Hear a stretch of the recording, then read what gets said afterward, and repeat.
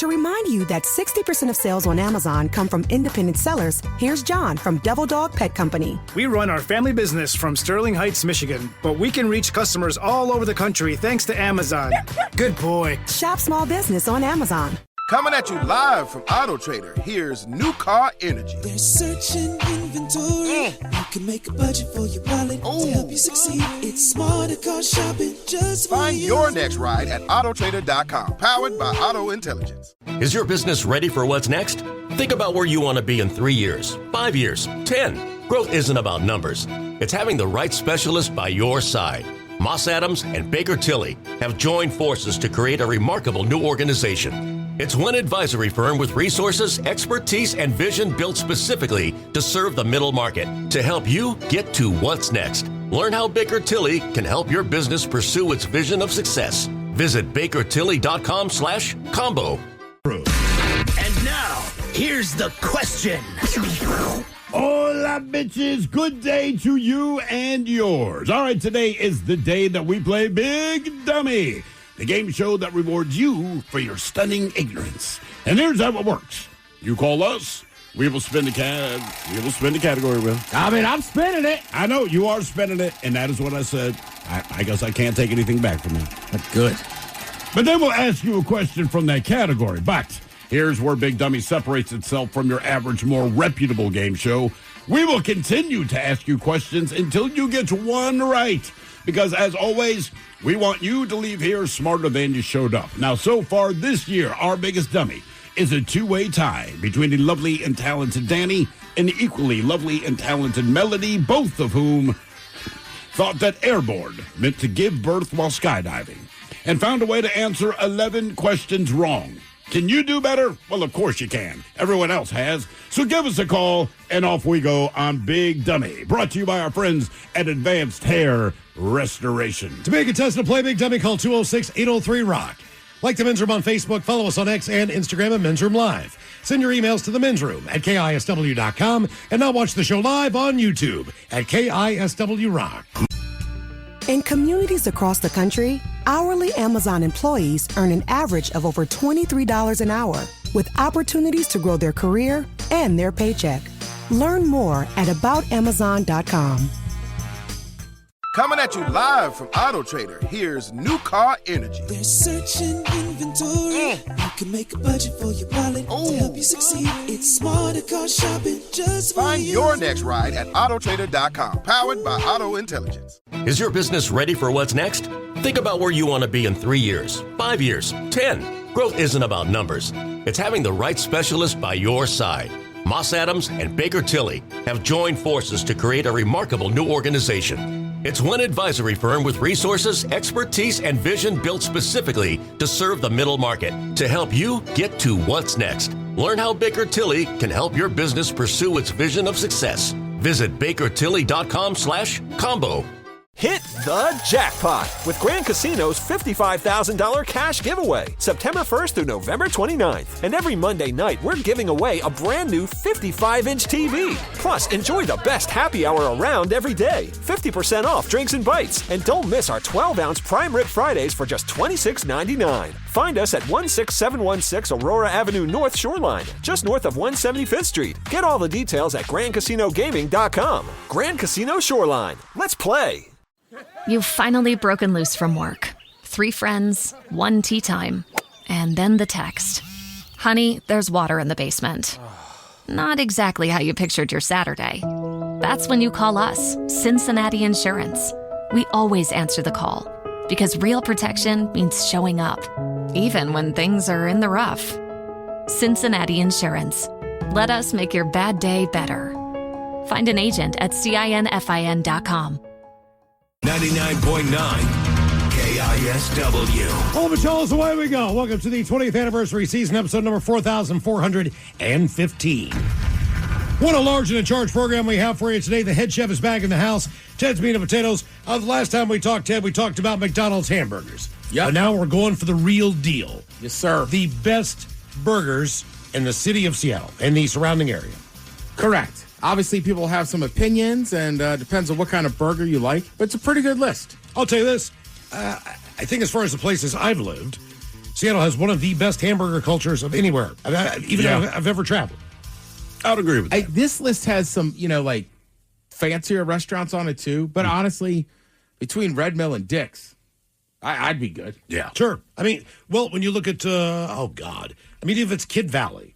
Or Kid Valley's great. Red Mill, Burger Master. There's just a lot of individual local chains. Quick Pick, where... Well, it helps that we have a lot of locally owned ones. Coming from the East Coast, there's a billion different independent restaurants. Very few of them are burgers. Yeah. Right? We have McDonald's, you have Checkers, but it like you would say, Ted, you have to go to a fancier restaurant to even just find a burger that might be independently. I can't even tell you one in Baltimore. I cannot tell you one seriously, independent place where everyone goes, you got to go there and get their burger.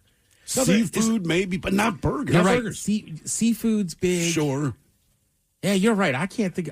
But burgers, man, no. Seattle, honestly, man, might have, and I don't know this to be factual by any stretch of the imagination, but at least in my experience, more independently owned burger chains or burger shops than anywhere. Well, you go to places that aren't necessarily burger places. They have to have a good burger because of that. So if I go to the Dock in Fremont, right? They have an amazing burger. They're not probably going to be on the list because they're not known as a burger place.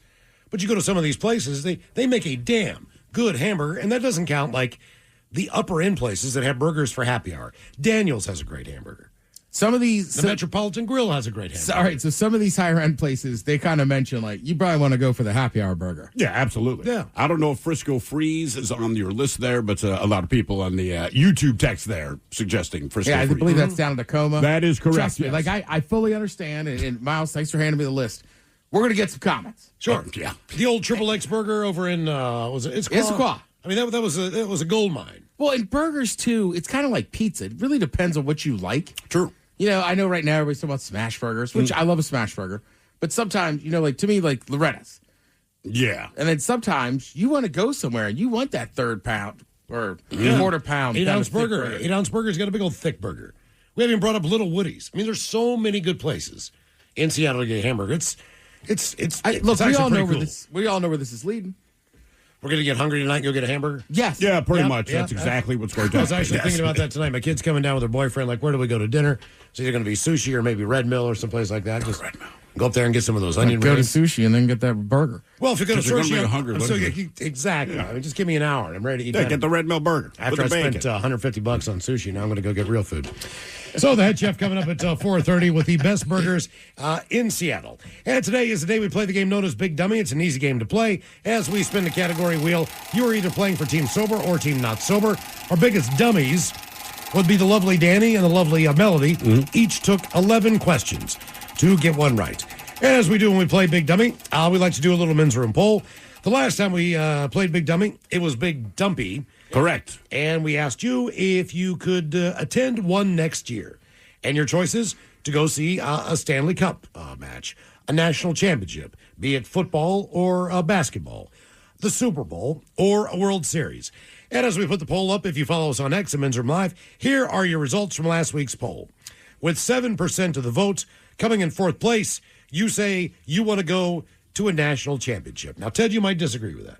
I would. I mean, I love college football and but mainly college football. Yeah. So I think it's just super cool to go. And it's kind of like, it's like going to a Super Bowl. There's just so many events in that town. Right. Yeah. And honestly, like, look, Houston architecturally is an ugly, ugly place. Yes, it is. But it's so massive, and there's so much stuff to do in that city. Like, it seemed like a good place to host a giant event like that. Now, would you go to a national championship if you had tickets, if you didn't have a horse in the race? Oh yeah. So the game's in the Rose Bowl, it's LSU versus Ohio State. I mean, I'm dying to go to a Rose Bowl game, period. I don't care who's playing. Yeah. Just because I want to see the Rose Bowl. And I try to explain people, like in the Northwest, not as much, but like when you grow up on the East Coast and it's January 1st, it's crappy outside. And you see those guys. It's the last game of the day and it's sunny and the women are beautiful. Yeah. Right? You're just like, I remember so many times as a kid being like, I'm going to live on the West Coast one day. I'm right there with you, dude. I am right there with you. Exactly. It started with the Rose Bowl parade. Oh, yeah. Saturday morning, my mom used to watch that crowd and be like, wow, it's so nice there. And she's like, and it's only 9 o'clock in the morning there. Mm-hmm. Everything about it was like, awesome. What do you mean? She's like, they have the whole day ahead of them of being in the sunshine. I was like, man, we live in a crappy place, Mom. Yeah. This sucks. It's snowing right now. Even the Cotton Bowl would be sunny. Mm-hmm. The Fiesta Bowl's always sunny. You know, any game in San Diego will be at the Holiday Bowl, whatever the hell you watch on the West Coast. Yeah, I mean, I can remember sitting in the basement of my house at College Park. It is New Year's Day. It is freezing. It's cold. You get that crappy furnace downstairs. I can smell it right now. There's me and my brother and my dad watching that Rose Bowl game. They look happy. And there's shadows.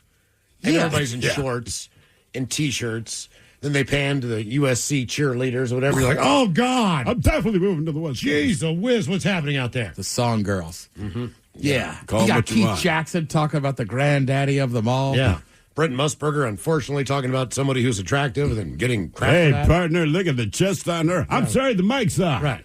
For the eighth time. He's only commenting on what the cameraman is showing you. You know, that is a good point. I mean, dude. It's not like he said, hey, camera 2, swing to section 407. They come back from commercial break. The cameraman has made it clear that this busty, dumb co-ed, his boobs are spilling out. They focus on that, and Brent Musburger would point out with the cameraman, like, yeah, that's why young men sign up to go to college. That's exactly what he said. Then he gets in trouble. Do you know how many people are going to apply to the school because of what you just saw right there? And he's not wrong. And then Brett Favre. She was Miss Alabama. Brett Favre thought the same thing. Oh, well, that's Jed Seeger. Well, sorry. She went to FSU. Yeah. But either way. I really didn't think that was a crime that he should have been guilty of. No. Because the cameramen do it all the time. You come back from break, it could be NFL or college. Obviously, there's the cheerleaders. They know what they're doing, but there'll always be some hot chick in the stand, you know what I mean, doing her thing. And we know why the cameramen. Pamela Anderson got discovered because she was at a Cowboys game and they panned to her. Yeah, that's it. I mean, look, sometimes broadcasters deservedly, they deserve the rap. Sure. Sometimes they don't. I don't care if Marv Albert wants to bite a hooker on the back. If that's what he's into, so what? He didn't do it on TV. He paid her for it. I almost forgot about that. Yeah, he wants to bite a woman on the ass. Like, Yes. All right, that's his thing. Yes. National Championship comes in fourth place with 7% of the vote. In third place, 10-1 next year. That would be the Stanley Cup. 16% of you said you'd like to go see a Stanley Cup. All right. Yeah. It'd be cool to see like Game 7, see that thing in person. I mean, I would go to any of these, but yeah, in order, I would so far reverse Stanley Cup with NCAA championship. Also, we are very fortunate with the NHL that if your team does well, let's say the Kraken are up there, they're not going to go to Calgary or Winnipeg or one of these cold winter towns. They never get in the Stanley Cup. We're going to Florida. You're going to Florida. You're damn straight. Or North Carolina. That's exactly. You're going to Atlanta. These You're other going to a nice sunny winter area powerhouses where the smart Canadians now live and play for an American team. Mm-hmm. I mean, hell, I'd go to a Western Conference final just to go down to Dallas. Yeah, no kidding.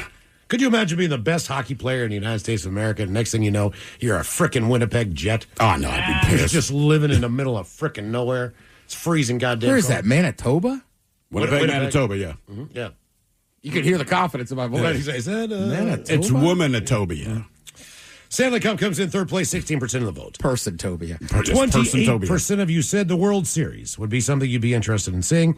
And overwhelmingly, with nearly half the vote of 49%, you said if you could attend one next year, you would be headed to the Super Bowl, which I do believe is in... Is it Minneapolis or SoFi? What do we figure out? I think it's oh, crap. I don't remember. There's two. It might be SoFi the next season. It is in LA, but it's in it's in California. Hang on. Well, it's got to be SoFi. Oh, Levi. No, Levi. Levi's this year. Yeah. Levi's this year, and then the following year somewhere SoFi. else. That's right. Okay. So on to this week's poll. Boy, do we have exciting news. I don't know if you watched the John Bon Jovi Netflix documentary. Did not. John Bon Jovi was on tour a few years back, and he had some kind of a vocal strain, and he basically just could not sing anymore. Right. The videos of him in concert, it was bad. Bad to the point where he just basically said, I can't do it. Also, John Bon Jovi has a weird thing about needing to do a 2.5-hour show every night. I don't know if that's a New Jersey in him or whatever the deal is. But Bon Jovi is now hitting the road again, with the band announcing a major tour across the U.S. and Europe, including high-profile stops Madison Square Garden, Wembley Stadium. The Forever Tour, produced by Live Nation, begins in July of 2026.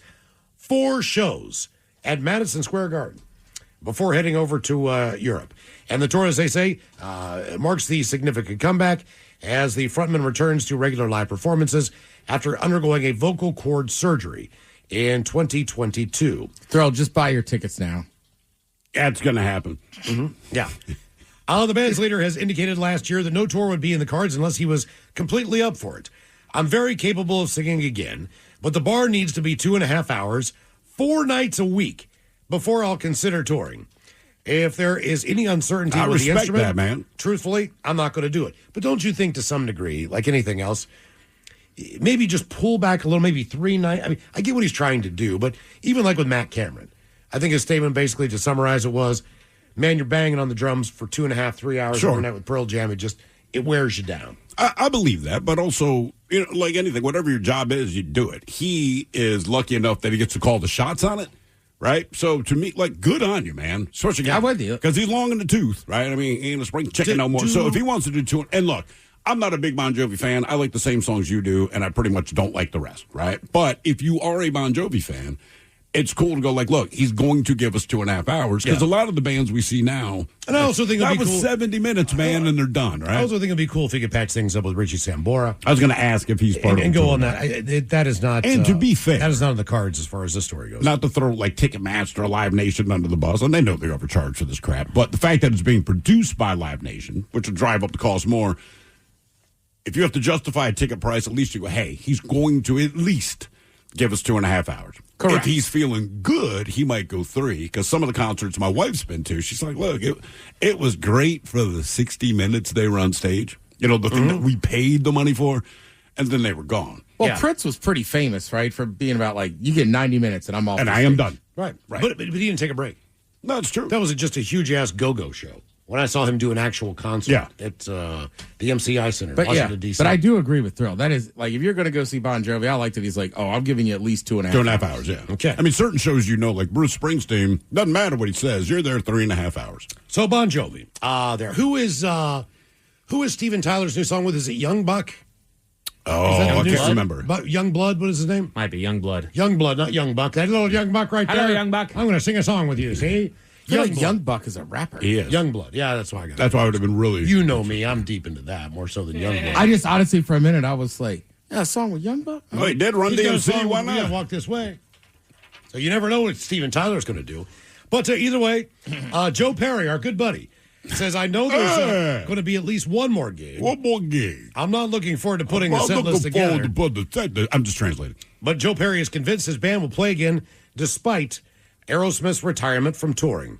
He suggests that Steven Tyler would be able to take part. All right. Like most of us, you probably thought that that was it for Aerosmith when they officially announced their retirement from touring last August.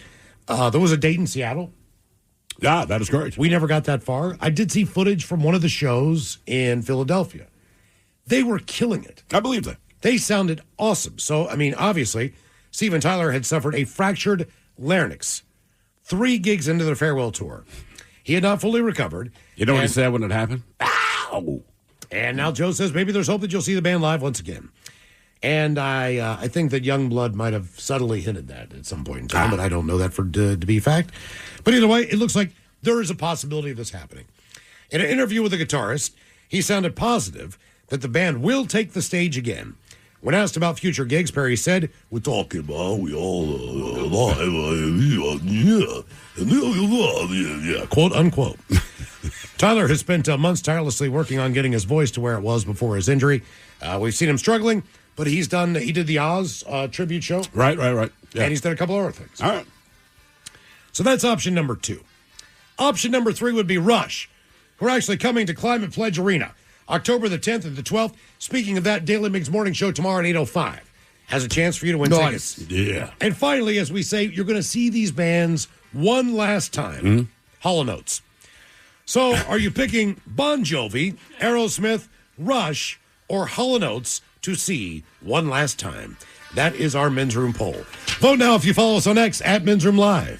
To remind you that 60% of sales on Amazon come from independent sellers, here's John from Devil Dog Pet Company. We run our family business from Sterling Heights, Michigan, but we can reach customers all over the country thanks to Amazon. Good boy. Shop small business on Amazon. Coming at you live from Auto Trader, here's New Car Energy. They're searching inventory. You can make a budget for your wallet to help you succeed. It's smarter car shopping just for Find you. your next ride at autotrader.com, powered by Auto Intelligence. Is your business ready for what's next? Think about where you want to be in 3 years, 5 years, 10. Growth isn't about numbers. It's having the right specialist by your side. Moss Adams and Baker Tilly have joined forces to create a remarkable new organization. It's one advisory firm with resources, expertise, and vision built specifically to serve the middle market to help you get to what's next. Learn how Baker Tilly can help your business pursue its vision of success. Visit bakertilly.com/combo. Hit the jackpot with Grand Casino's $55,000 cash giveaway, September 1st through November 29th. And every Monday night, we're giving away a brand new 55-inch TV. Plus, enjoy the best happy hour around every day. 50% off drinks and bites. And don't miss our 12-ounce Prime Rib Fridays for just $26.99. Find us at 16716 Aurora Avenue North Shoreline, just north of 175th Street. Get all the details at GrandCasinoGaming.com. Grand Casino Shoreline. Let's play. You've finally broken loose from work. 3 friends, 1 tea time, and then the text. Honey, there's water in the basement. Not exactly how you pictured your Saturday. That's when you call us, Cincinnati Insurance. We always answer the call, because real protection means showing up, even when things are in the rough. Cincinnati Insurance. Let us make your bad day better. Find an agent at CINFIN.com. Game is Big Dummy 206-803 Rock. Steve, who is our first contestant ready to play the big game? Hello, Cody. Welcome to the men's room. Hola. Hola. Cody, are you on team sober or team not sober? I am sober today. Just got home. All right, Cody, welcome to Big Dummy. Okay, our men's room poll, you're going to see one last time. Bon Jovi, Aerosmith, Rush, or Hall & Oates? I'm going to have to say Aerosmith just because my dad used to tell me stories. He used to watch them practice before they got big. Is that right? How did he watch them practice before they got big? Oh, because he lived in the same town as them as of where they practice. Oh, wow. I'm from Mass. Okay. Okay. That's very cool, man. They had a great music scene back in the day. That is really cool. Jay Giles Band and Aerosmith. Did he have any idea that they would blow up and be huge, or it's just one of those things they blew up and he's like, I used to watch these guys? He used to think they were weirdos, but... All right. Well, no, I think he's probably right. Steven Tyler's an odd duck. Our little interaction with, what's his face? Joe Perry. Joe Perry. Mm-hmm. He is whatever he is. Yeah. Yeah. But a good band. Mainly because of how they dressed. Ah, okay. I can't remember if it was 1988 or 1989. Whenever Guns N' Roses released Appetite for Destruction. Probably 88. Then it came out, 86, 87, somewhere around I believe so. But Aerosmith had just released, I want to say Permanent Vacation, or whatever the song is with Angel on it and all that crap. I don't remember exactly. Either way, I go to the Civic Arena in Pittsburgh. I'm excited to see Aerosmith. I have heard Guns N' Roses one song. Yeah. Kicks ass. I'm excited to see Aerosmith. Guns N' Roses plays in front of the curtain. Aerosmith had a curtain. And they had about 6-7 feet up on stage. And got in early. After Guns N' Roses was done, everybody was just standing around with their mouth wide open. Right. You could not believe what you just saw. And there was nothing that Aerosmith could have done after that to top the opening act. Yeah. It wasn't that they were bad.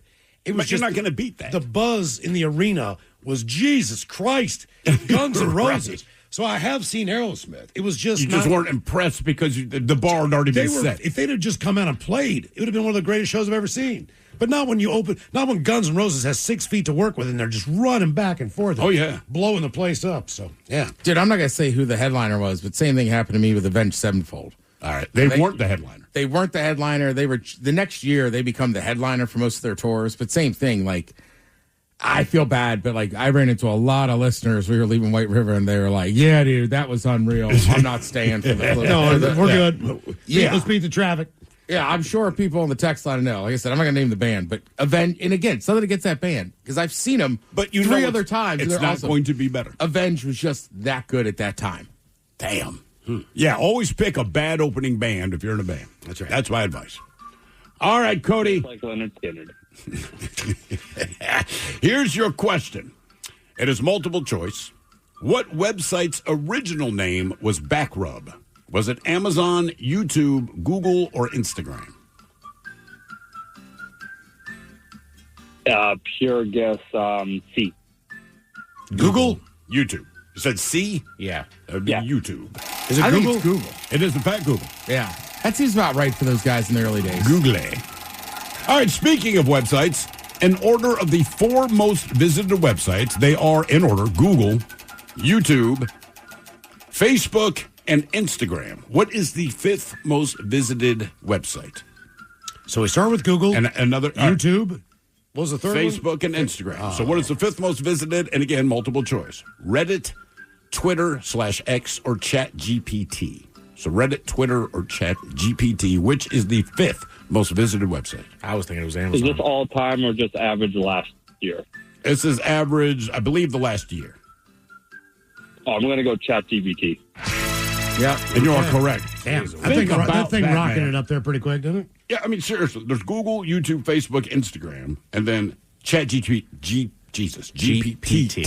is directly behind them. That is, how long has that been around? 2 years, maybe? 2.5? Honestly, time is flying so doggone much, I can't be trusted. Probably been anymore, around like 10 years when it was Yeah, out. right. The thing is that it can do so much. I mean, even I get I've used it. I've cheated here at work with it I just before. thought like Reddit or Twitter would outdo it, but apparently not. Yeah. Game is Big Dummy 206-803 Rock. Hello, Tom. Welcome to the men's room. Oh, gentlemen. Hola. Tom, always sober, correct? Yeah, sober. Are you ever going to call with a buzz on? No, probably not. Okay. All right, just check. Would you tell us if you definitely did? not. I wouldn't. Yeah. Tom, you're sober, right? Yeah. So I feel like if Tom fell off the wagon, like Oh, so yeah. it could be bad. He's not calling us. That would be a bender, I guess. All right, you're going to see one band last time. You sons of bitches kiss my ass. Right. Tom, what loud-ass music do you want? Bon Jovi, Aerosmith, Rush, or Hall & Oates? Probably Aerosmith. Aerosmith. All right. Yeah. Maybe could happen. It's a little bit tougher because you're right. Aerosmith has so many songs I know. I mean, they So got does Bon Jovi. 50 years. I mean, Bon Jovi does, and I'm sure Bon Jovi would be fun, but I don't feel like I'd be fulfilled after the show. Where Aerosmith, it's like, dude, they got a couple of songs I don't like, but the majority of what they have, I do. I think all these shows would be good. I think Aerosmith would probably. But you never know. Hall & Oates was not good. They were having a tough time. I know they're having a tough time, but man, it wasn't. The music was great. They were on point, but somehow, like, I just wanted to leave. Yeah. You know? And I know every freaking one of the songs they play. All right, your question. What action stars were the 3 original owners of the Planet Hollywood chain or restaurants? Ooh. It was Bruce Willis, Arnold, and Jean-Claude Van Damme. Sylvester Stallone. Sylvester Stallone, man. Oh. Yeah, you got Schwarzenegger, Willis, and Sylvester Stallone. We have one of those in Baltimore. I don't think it's there anymore. No, it's been gone for years. It was gone before we left. That makes sense. That whole area is gone before we left. Mm-hmm. All right, Tom, your question. Who won Super Bowl IV? I think that was the Chiefs. Yeah, nice job. Was that Lynn Dawson, the quarterback?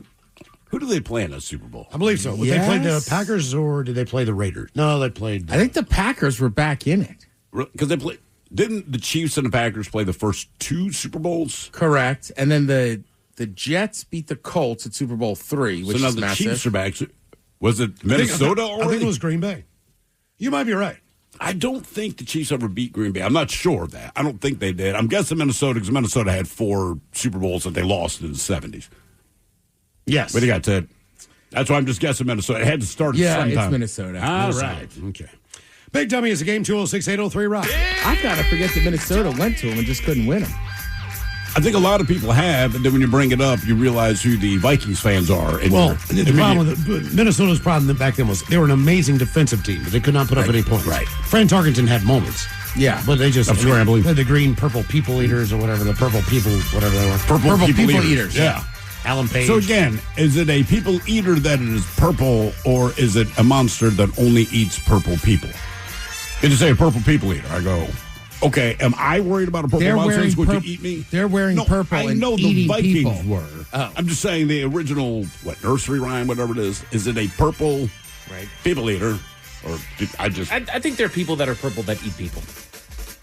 You think they're purple people that eat other people? Correct. The purple people eater? No one's ever definitively given me an answer to that. And I don't know why that bugs me. Hello, Matt. Welcome to the men's room. Hola, fellas. Hola. Matty on Team Sober, Team Not Sober. Well, I tell you what, man, I've been a couple of years without calling, but I'm back under the same bridge drinking tequila. So I am, I guess, team not sober. Okay, I won't ask any questions, Matt. The fact that it took you long to answer, not sober, is definitively the answer.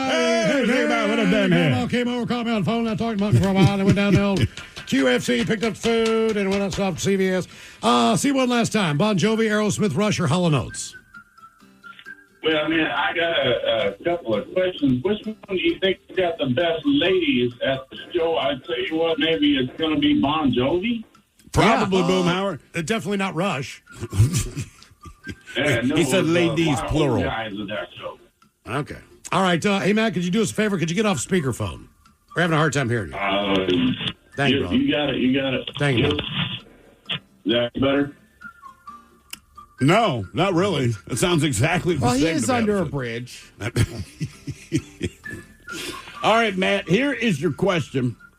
3 NFL teams have never had the first overall pick in the NFL draft. The Denver Broncos, your Seattle Seahawks, and what other franchise?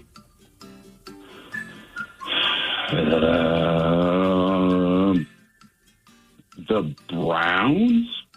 They have them all the time. So the Browns may have Baltimore more than Ravens. Baltimore Ravens. Yep. That is correct. Oh. Although, could be your year. They're tracking for this year, baby. I haven't even. Let's go. I haven't even looked at my draft board yet. Jesus. All right, your question. What type of animal is a wahoo? Do they sell it at Burger King? I have no idea. I don't believe so. It sounds like an Oahu with cheese. Let's go with the bird. It's a fish. And a wahoo with cheese. What do you imagine the wahoo with cheese? I'd order one. You would just, no idea what it is. You just go like, give me the wahoo with cheese. Yeah. All right. It might not be good. Probably won't. It might not. All right. Your question. How many chambers does the human heart have? 3. 4. Hey, if you only got 3, I think something's wrong. There's definitively something wrong if you only have 3. All right, your question, Matt. Fat Tuesday is another name for what celebration? The season finale of The Biggest Loser? Oh, it's a holiday. That's kind of clever. No, that would be Mardi Gras. All right. Yeah. That's it. Ooh, that was a nice spin. Don't pat yourself on the back. Somebody's got to. All right, your question. What was the first major console video game that allowed the video game to be saved? I want to say... it was one of the James Bond, right? It was not. It's more of a fantasy. Okay. The console or the game? This was the first game that could be saved on the console. Okay. Yeah. If you're talking fantasy, what about Final Fantasy? The Grand Theft Auto? Not fantasy, but Zelda. It was Zelda. Yep. I almost said Zelda. Well, why didn't you? No, you didn't, Ted. Well, I didn't. I almost said it. All right, your question. Reginald Kenneth Dwight is better known as what musical artist? Reginald Kenneth Dwight, RKD. He's been around for a hot minute. Still alive, been making music. Just kind of like retired. Did he? He did a farewell tour. Had a biopic made of him. He did have a biopic made of him. He's the guy that wrote all the music. He had a partner that wrote all the lyrics for him. Mm-hmm. He's got a stage name that sounds like somebody's actual name, but it's not his. Like it's not a Sting or a Seal or something like that. You really don't know? I don't know if that's necessarily helpful. Can you give me a genre? Technically, it was rock at the time, but he had a album called Live at Shea. I'm not going to give any others because you would know them. Very glitz and glamour outfits that he would wear. Madman Across the Water. Oh. Goodbye, Yellow Brick Road. Mm-hmm. Yeah, big sunglasses guy. Or just really any kind of glasses. Flair. Dang. I said it wasn't Sting. Elton John. Question 7. If I'd have said he sat it on the piano, you think he would have said Billy Joel? Probably. All right, your question. What is the NATO phonetic alphabet word for the letter E? E. That's the hint. What's that? I really hope that I don't get this one wrong because I'm pretty confident about it. So let me just say, fellas, thank you for doing a good job at your show and keeping us all entertained for all the years. But I do believe that is Echo. Oh, look at that. Babe Ruth called a shot. I thought we were going to talk to him for the rest of the show. Ernie. Game is Big Dummy, 206-803 Rock. Ernie. Hello, Lacey. Welcome to the men's room. Hola, guys. Hola. Lacey, are you sober or not sober? Not sober. Okay. Lacey, welcome to Big Dummy. Okay, you're going to see a band one last time. You taking Bon Jovi, Aerosmith, Rush, or Hall & Oates? I mean, I guess Bon Jovi. Bon Jovi I'm really for excited Lacey. about any of them. All right. Who would you go see then? You said you're not excited about any of them? No, you guys will make fun of me. Why? Well, how old then are you? Absolutely tell us. I want to make fun of you. I'm 43. All right. All right, 43. All right. Let's see. So it's like the Bon Jovi, Aerosmith, a little too old for you? How are we trying to... What are you looking at? New Kids, Backstreet? You in one of those bands? Actually, what I was thinking was Ed Sheeran. All right. Ed Sheeran kicks ass. I love Ed Sheeran. There's a reason the guy sells out. There's something about him I like, and I don't think it's the music. I don't dislike his music. His music does not move me one way or another, but there's something about him as a human being where I'm like, I like this dude. I'm full-on Ed Sheeran guy. You got my back, Ted. Yeah. Like, you ever seen that video of him just sitting in the studio and, like, he's, like, rapping, then he's singing, and you're just like, oh, my God, he can do whatever he wants. Would you sleep with Ed Sheeran if he invited you backstage? Yes. I was asking Lacey, Ted, but thank you. Well, we're both married, so I'm going to say no. But if you weren't both married? I'm still going to say no. Lacey, you get stuck. I said yes. I'm not even Why not? kidding. You don't like the fire down below? I don't know. Googly I don't know. eye. He's not a looker, okay? This is a guy who truly has made it on his talent. You cannot say, dude, he slept his way to the top. He did not. Yeah. Yes. All right, your question. Which toy maker produces the Ouija board? Oh, let's go with Parker Brothers. Hasbro? Hasbro. Is it Hasbro? It is Hasbro. Okay. He's got a new song out where I think it's like a word in like Indian or I don't even know what he's. His latest album is very heavily India inspired. Does that mean there's like a lot of sitar going on in the background? Yes. So like a Ravi Shankar kind of deal? I don't know who that is. I see. It's a great song though. Don't you feel great? I have no idea what he's talking about, but I'm like, I'm down with it. Ed. Like Corner Shop? I don't know. All right, your question. Who turned all he touched to gold? Midas. Nice job. Nice job. The muffler guy? Yes, the muffler guy. He sure did. Everything he touched. What was his whole story? Did anything bad happen to him, or was that... I feel like anytime there's all these like legendary kind of stories, something tragic ends up happening. We can't be with anyone. But okay, all right. Now I know this is technicality. I am King Midas. All I touch turns to gold. You touch your penis, but I want a mouth hug. Now, technically, I'm not touching her. She has chosen to touch me. But does her head end up turning like to gold?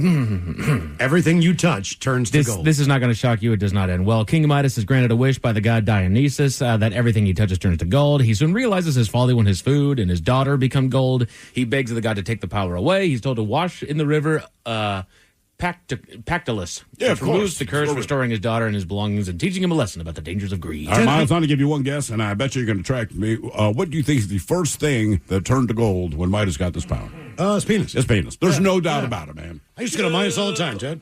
I got my car undercoated there. You know, they do muffler work. They do all kinds of stuff. My binky was a key.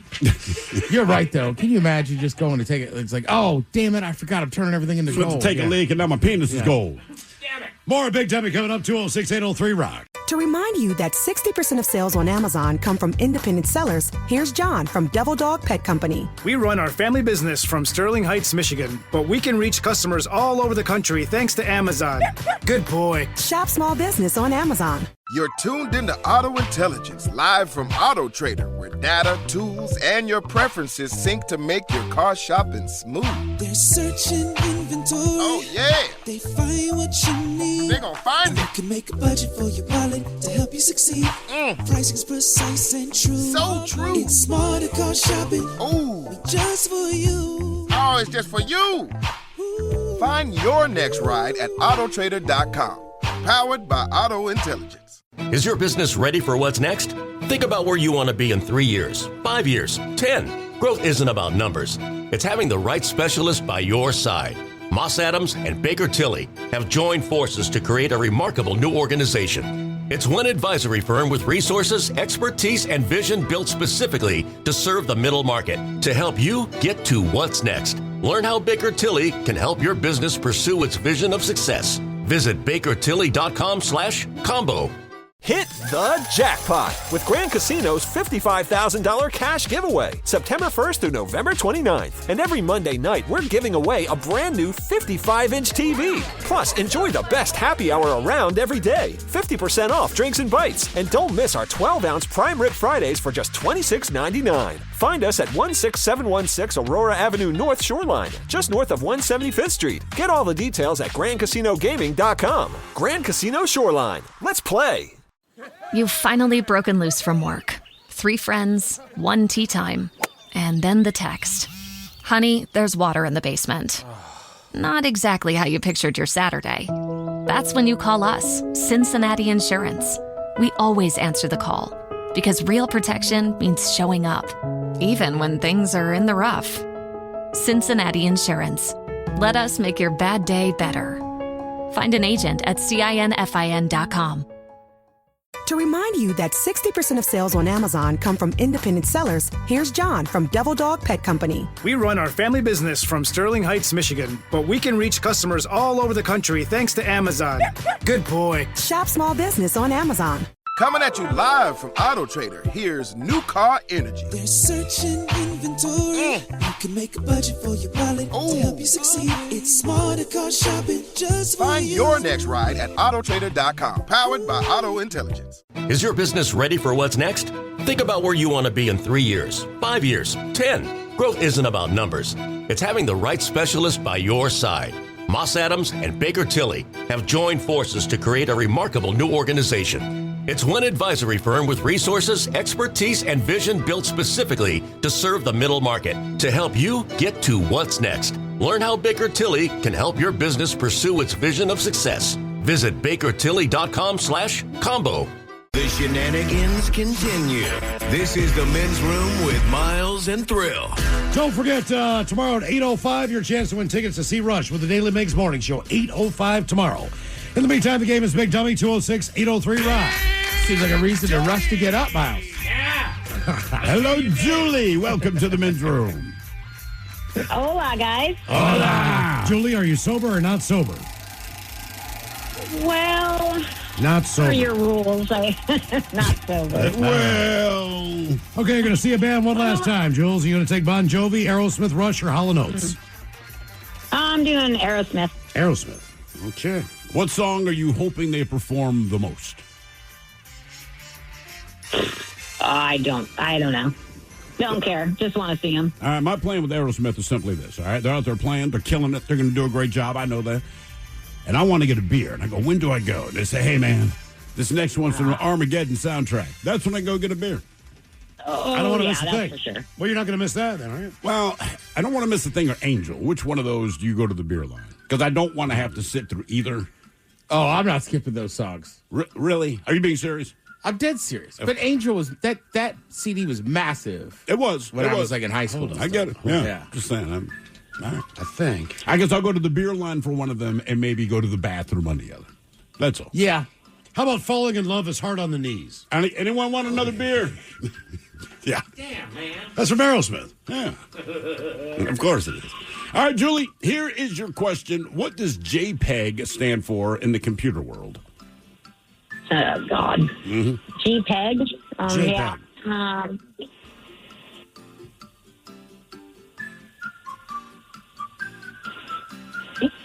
Yeah, I don't know either. I mean, that's just... I don't know. I really don't. Yeah, I can't even think of anything.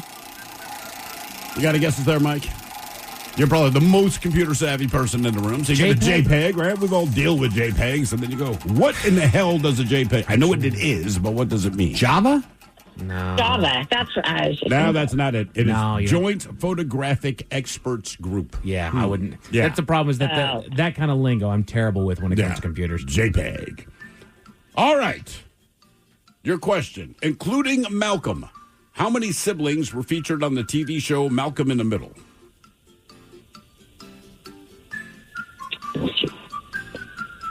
I think it's just the three of them. Is it 5? It's 5. Yeah, I thought it was 3 as well. 5? It is 5, yeah. So it was Francis, Reese, then Malcolm in the middle, followed by Dewey, and then Jamie. Ted reasonably went from 3 to 4, but I was about to do the same thing. He's Malcolm in the middle, so he has to be the middle child. So now it has to be an odd number. Why do we all think it's 3? Like, I thought it was 3. Julie thought it was 3. I you never thought watched... it was 3. Ted, you thought it was 3. I really only remember him, the brother above him, and Dewey. Right. Yeah. Yeah, I never watched the show, but I just, from the clips that I've seen, I remember just 3 kids that I... We forget about Reese and Jamie. Yeah, they were there. Huh. All right, your question. Crepuscular animals. Crepuscular animals, they're active during what 2 parts of the day? Think of like a shark. Breakfast time and lunchtime. Well, I have to say morning and night. Can you be a little more specific? Does it have to do with the sun, maybe? Basically. Yeah, like, so maybe sunrise and sunset? I don't know. Judges, what do you think? Sunrise, sunset, or is it... Something more technical. It is dusk and dawn, basically. Oh, dusk. Oh, yeah.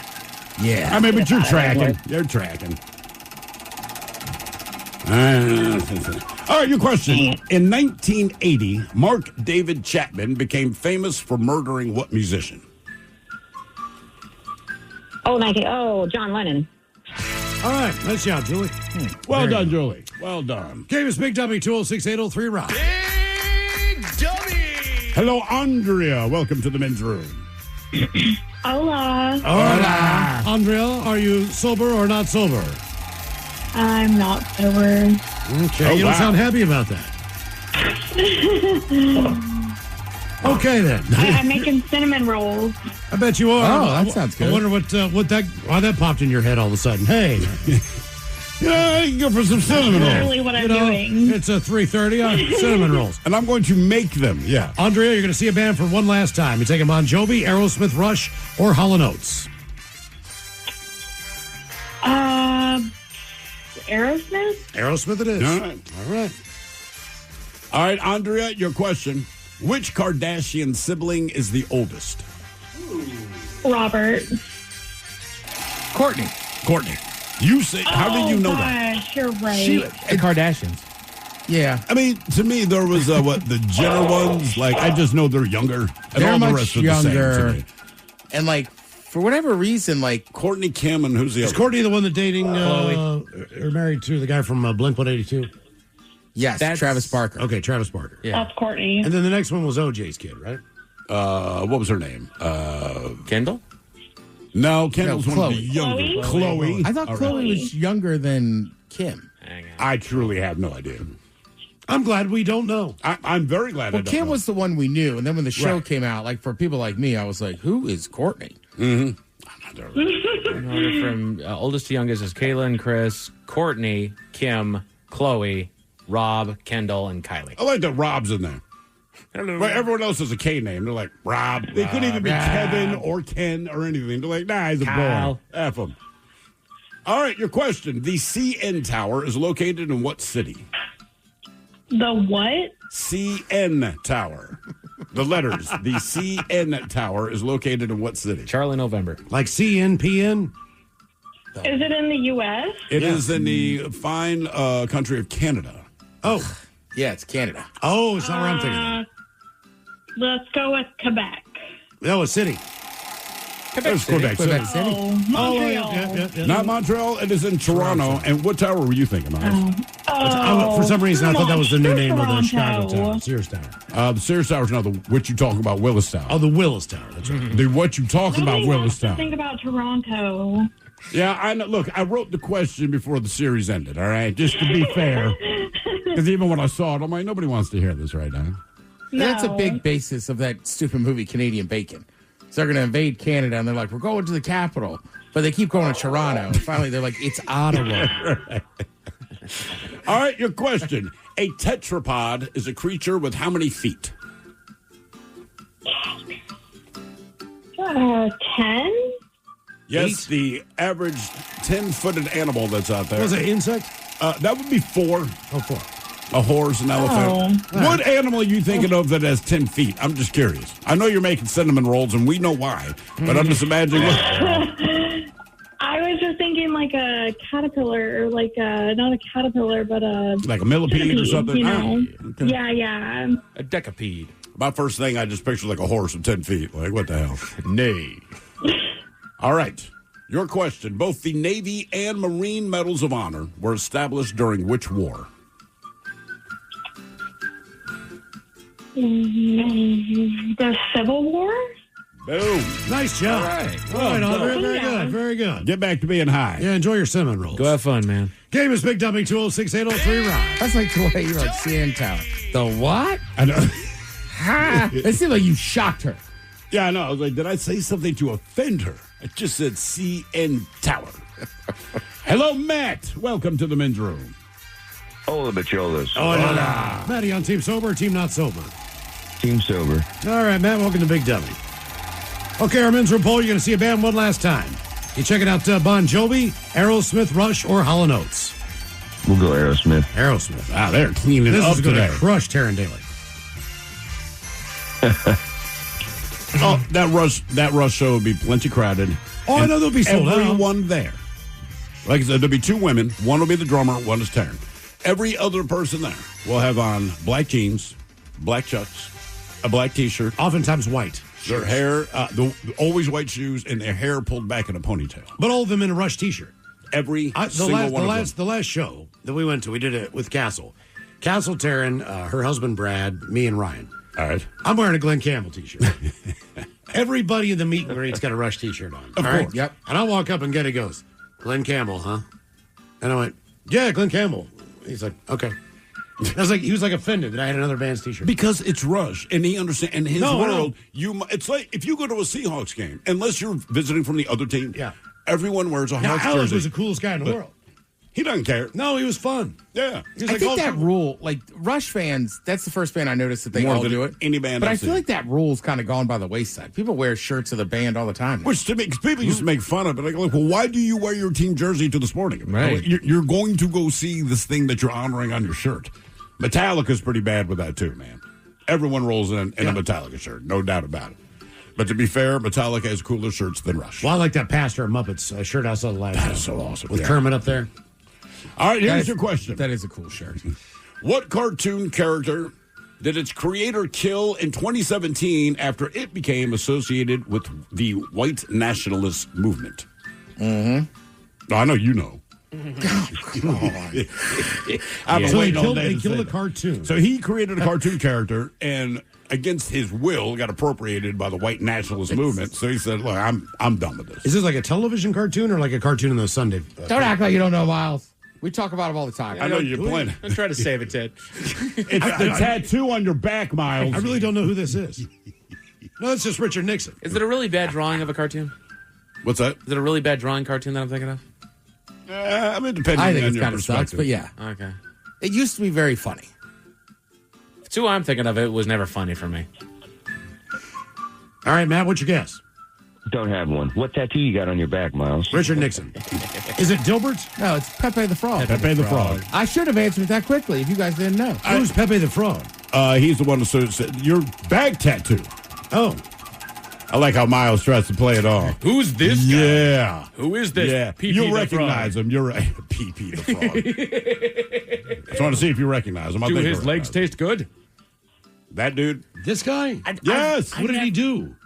The white nationalist movement just kind of appropriated On like him for 4chan, his they own- just yeah. used him for everything. So it became kind of like, no. So he started wearing, the white nationalist stuff. There was swastikas all over him. He was wearing the uniforms and stuff like that. Yeah. So the dude's like, this is not what I intended. Right.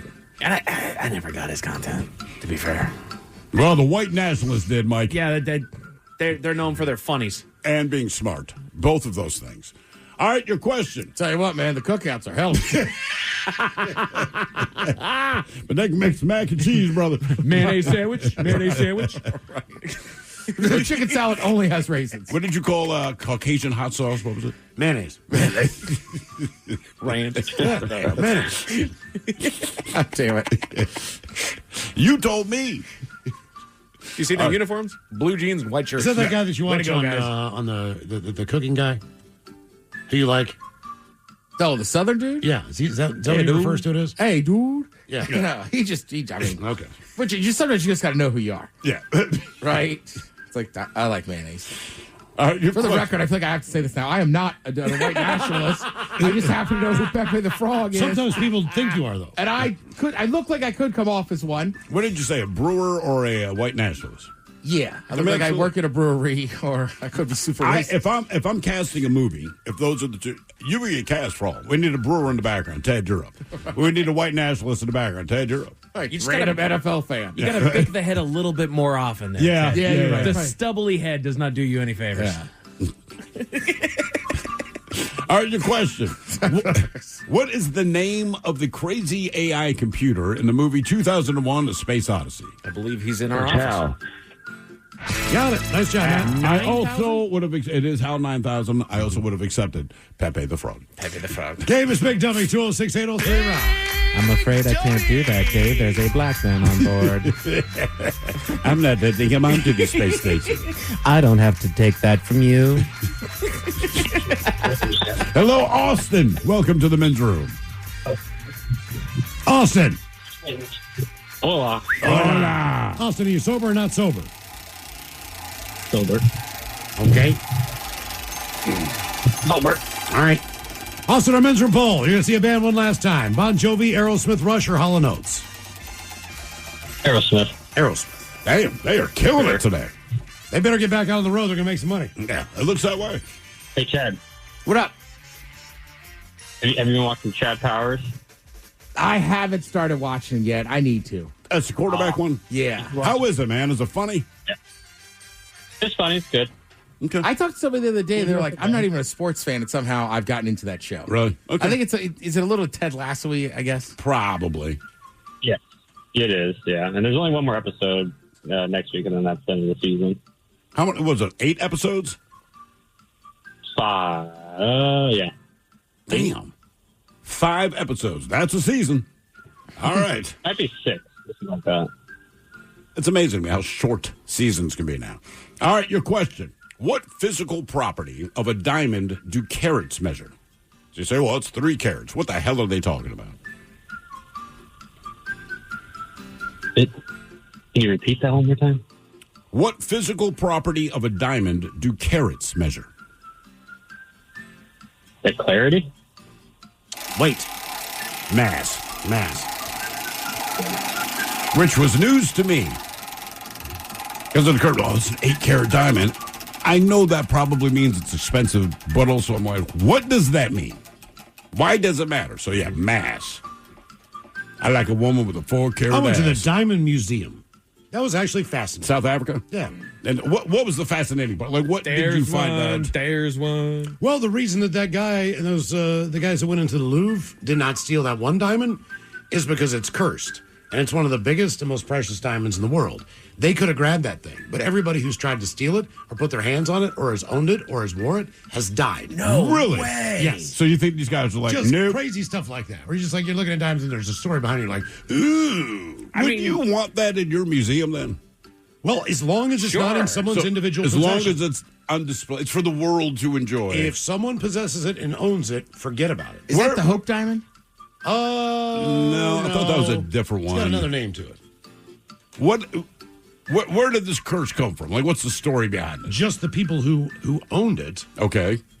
They just said, like, look, they this just is for started everyone. dropping like flies. And Steve, I'm mostly with you that that's a crazy thing. However, if everybody who's owned this thing has just died, like, is it crazy? I mean, that's the thing. Look, it might not have anything to do with the curse, but circumstantial evidence says, look, all I can tell you is that everyone that owned it died. 100% of the people. Don't know. Right. But they all died. You know what, Ted? It might be either that or the Stacy Diamond. I thought the Hope Diamond was somewhere else. I don't know enough about I think diamonds. I think it's in the Louvre. I think it's in the Louvre. Really? Huh. Hang on, I'll find it. Where's the Hope Diamond? Where is it? Cursed Diamond. Louvre. Is it the Louvre? The Hope Diamond is located at the Smithsonian National Museum of Natural that's not History it in then. Washington, D.C. Ah, okay. That's not it. That's the next place to rob, Ted. We did the Louvre. Now we're going to Smithsonian. It's 140 carat. Oh, the Regent. Regent. Okay. Okay. The Regent Diamond. Just call it the Cursed Diamond. I mean, that's what I Because thought. all the diamonds that they had there in that museum were replicas of the ones that are on display. So none of them are real. Correct. Which makes sense. Correct. Right. These are fake. Or they want you to think that. You know, that's a good point, Ted. They're like, all of these are replicas. Ted, you're not gonna believe- this museum, all right, was a lot like IKEA in a weird way. Except for when you get to the end and you open these dark doors. South African meatballs? You go through, well, no, you go through this corridor that looks like a mining tunnel with trusses. All right. And like rocks on the side, and then there's two black double doors, and you push it open, and you walk into a Zales. Oh, for real? Oh, I swear to God, it's not a Zales. It is an actual Would you like this? diamond store, and everybody's got a chick on their arm, just you're screwed.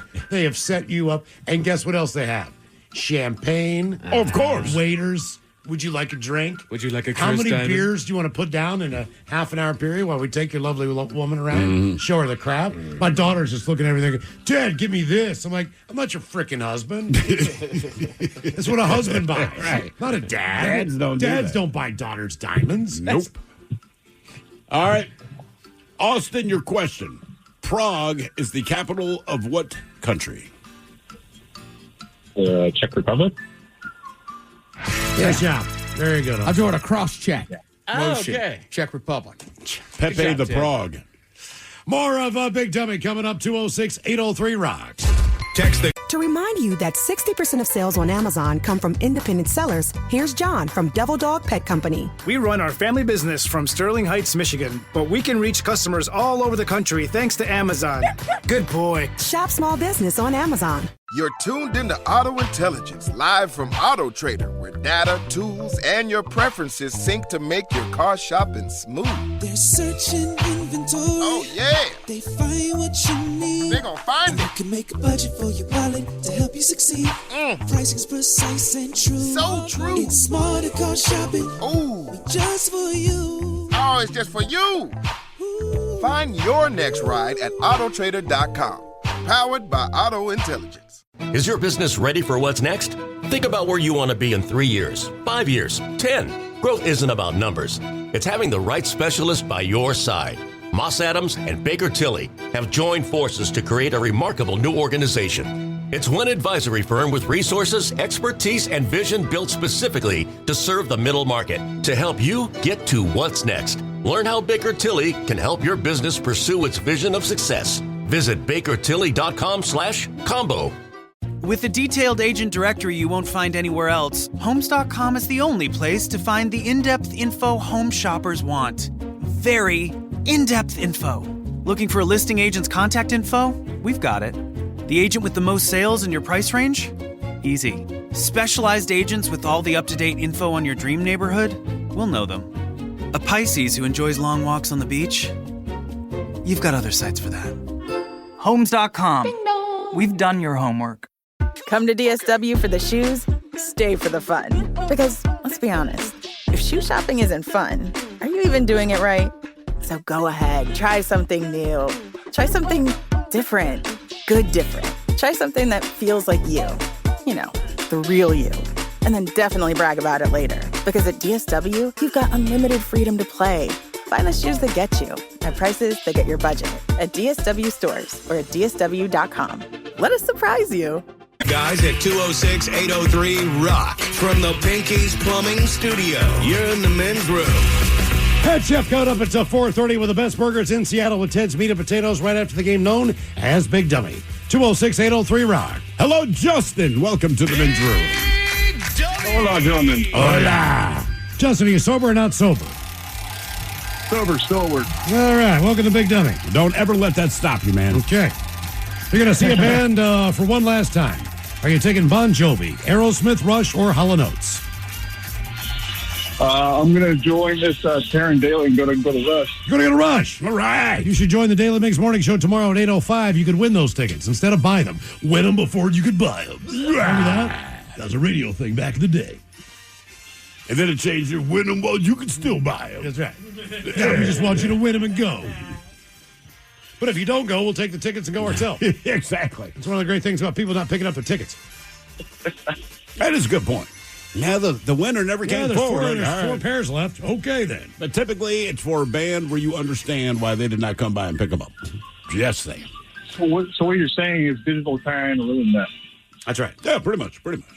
Yeah, it's different now, everything, because it's on their phone. Mm-hmm. I know, man. I don't know why I let that bug me so much, but it just... I'm with it, because we're old, and Yeah, you know what, you're right, because I'm old. Damn it, give me a paper ticket. All right, Justin, here is your question. What does DC stand for, as in DC Comics? Oh. Let's see here. Detective Comics? What is it? Detective Comics. Huh. Which makes saying DC Comics a little redundant. Detective Comics. Yeah, because it's comics. All right, Justin, here is your one and done question. True or false? Magicians can copyright their magic tricks. True or false? Ooh. Kind of a D move, but probably true. It's not. But speaking of a D move, so here's the thing. Magicians cannot copyright their magic tricks. The deal is, if you can figure out how they did it, then you can perform it. That said, speaking of a D move, it's understood among magicians that even if you do figure it out, do not use someone else's trick. All right. It's like stealing a joke from Thomas. Jokes. Okay. Yeah, that's exactly it. Big Dummy is the game. 206-803-ROCK. Hello, Kyle. Welcome to the men's room. Hola. Kyle, sober or not sober?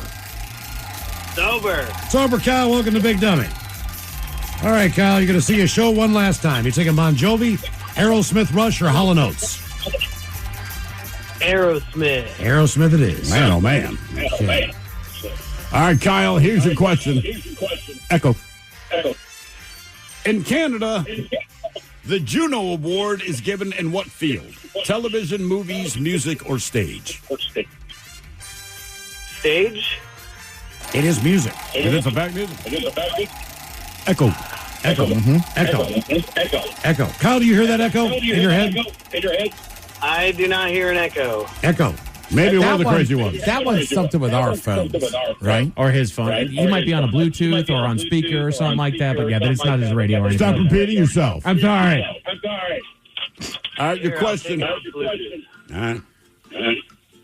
Hey. Okay. All right. Thank you. Echo free. All right, Kyle, your question. What do websites use to remember your preferences? Is there a monster that loves these? Mm-hmm. What do what? Websites. What do websites use to remember your preferences? Oh, cookies. There we go. Nice job, Kyle. Very good. I honestly had no idea. Was he high? I don't know. No, he said he was team sober. Okay. Did you know that sounded high? I don't know what cookies were, but you click on a website and it always says, on the website, we use cookies, and I'm like, I don't care because I don't know what it is. Depending on the website you're at, sometimes you should clear your cookies. Yes. You should do it on the regular, actually. Now, you have to re-enter your passwords all the damn time, but... Then it won't happen. Clear your cookies. Clear your cookies. Not toss them. Hello, Justin. Welcome to the men's room. Hola, bitches. Hola. Justin on team sober, team not sober? Like the other Justin on team sober, I'm still at work. All right. Well, hopefully you'll be one and done like he was. Okay, you're going to see a band for the last time. You take Bon Jovi, Aerosmith, Rush, or Hall & Oates?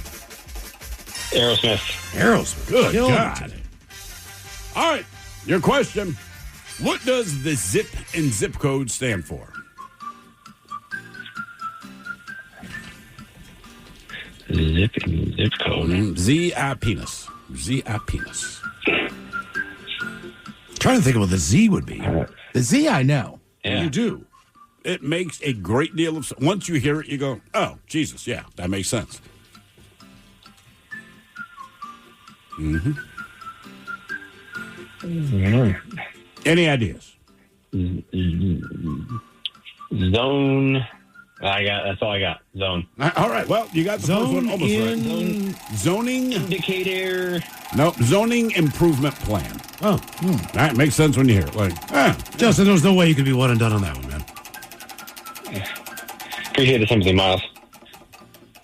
And Miles just mouthed to me. What an idiot. All right. This question is from our very own Mike Hawk. Which number comes first alphabetically?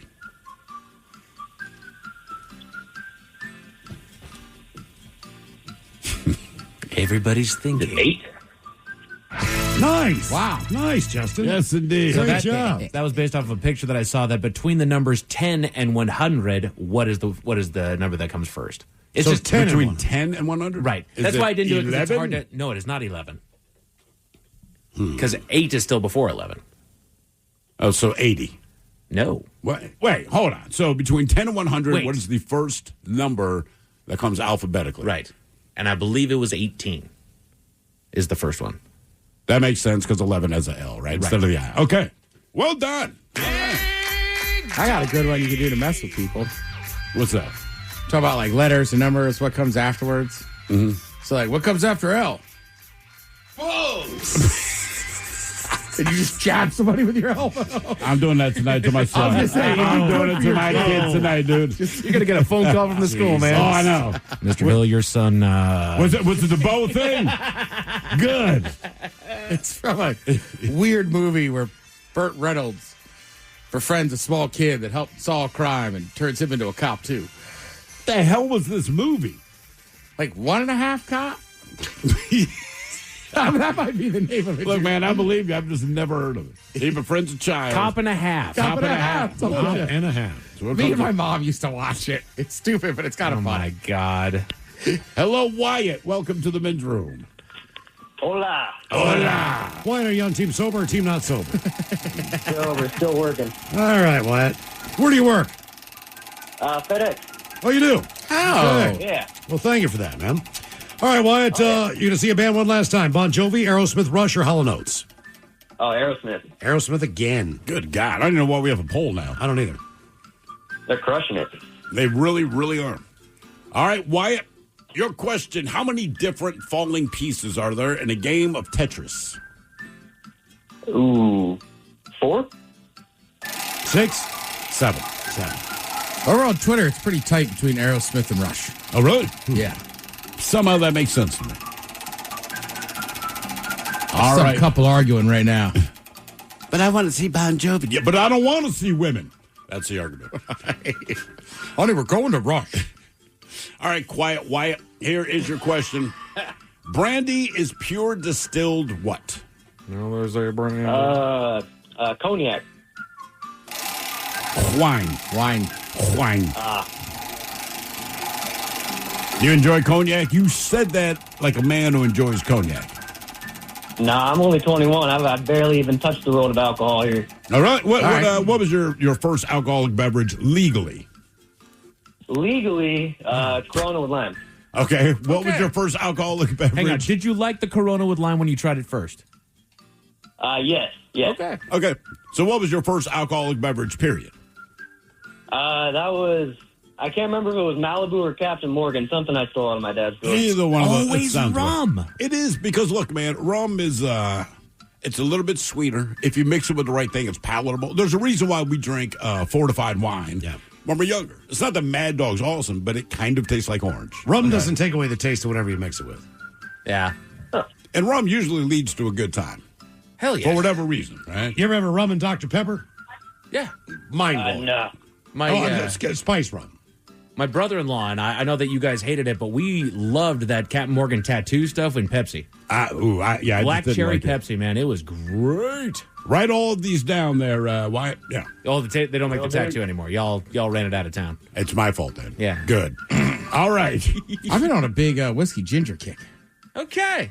Really? I don't know love what the it is, podcast. man. I don't mind my whiskey getting mixed together. Do you know but I why? prefer it just straight. Because you've been on an airplane. Yeah, that changes your drink game a little bit. It really does. Yeah. Like, I don't drink Tanqueray, but I'll be on a plane, and I'm like, they have Tanqueray. I'll tell you what, I'll take a Tanqueray. Tonic. Yeah. No reason other than I'm on a plane. All right, your question. What Toyota sports car model had to be renamed the Celica Sports Package in January of 2005?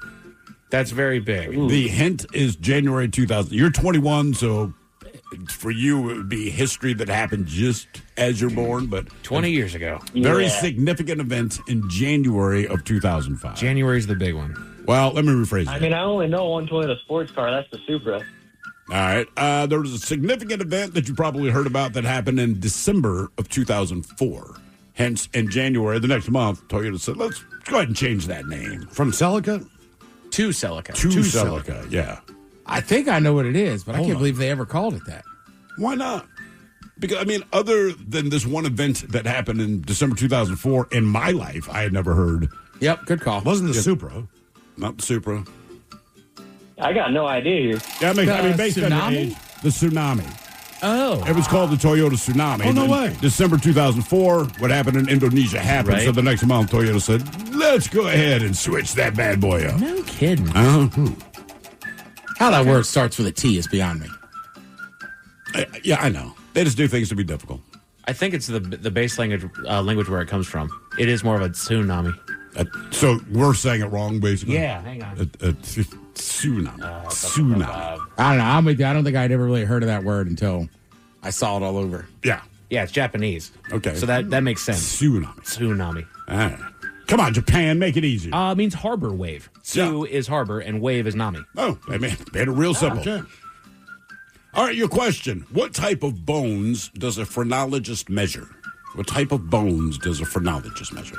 It's a very specific bone. The frenulum? Femur? That would have been my guess. This was big. So it's not from an animal. It's like a dinosaur. It's a specific bone, the skull. Oh. Skulls. Ah. All right, Wyatt, your question. What sense is most closely linked to memory? What was that? What sense, what of your five senses is most closely linked to memory? Smell. Yep. Okay. Yeah, I know that one. Okay. All right, Tsunami Man, you know your state. Game is Big Dummy, 206-803. Knows his smells. Hello, Matt. Welcome to the men's room. A little bit, fellas. Howdy, on Team Sober or Team Not Sober? Sober today. All right, Matt, welcome to Big Dummy. Okay, you get to see a band one final time. You taking Bon Jovi, Aerosmith, Rush, or Hall & Oates? Hall & Oates. Hall & Oates! Oh, look at that. Finally. All right. Apparently they're beefing right now. Oh, they've They've been beefing for years, man. Got to get some sexual education. Yeah, there you go. Oh, yeah. Oh, yeah. Did you see them last time they were in town? Oh, no, I didn't. I was working. I did, and honestly, man, it wasn't a good show. The music was good, right? Like, they played well, but there's just something about the vibe. They very Obvious clearly tension. hated each other, and somehow that... Well, Daryl Hall's ear monitor wouldn't work. So he couldn't That's hear right. anything. So, like, for half the show, he couldn't hear anything. So he's getting all pissed off. It still sounded good, but again, I understand. John, give me your monitor. Just give it. All right, your question. What is the name of the cat in the Disney movie Cinderella? Lucifer. One and I done. wouldn't have guessed that in 20 million Nice years. job. I've It's a heard cat. the name. I know. I just, you know me and Disney. Yeah. We have a bad relationship. Kids, young girls had to watch the movie all the time. Oh, okay. that I got makes more stuck. sense. Did you have to go through the Frozen years as well? Oh, yes. Oh, yes. God almighty. Which movie would you rather watch if they said, Dad, we want to go down memory lane, Frozen or Cinderella? Actually, Frozen. My girls are really good at singing in their dresses and everything, so, yeah, it was pretty good. My daughter had to have one of those Frozen princess dresses, right? She's like 2 or 3. Here's the thing I didn't realize about them. And like any kid, she would wear them all the time. I don't know what material it's made out of, but when you try to pick up your child, just know you're going to drop them on the floor. Oh, that's like... I'm still holding the dress. You know what I mean? I just fell through. And there's my daughter at my feet. All right, hey, before we let you go, we have a 50-50 question for you. True or false? Vern Troyer, a.k.a. Mini-Me from the Austin Powers movies, was raised Amish. I'm going to say false. It's true.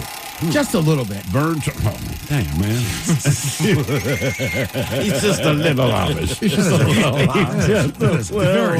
It's a very small buggy and horseshoe answer.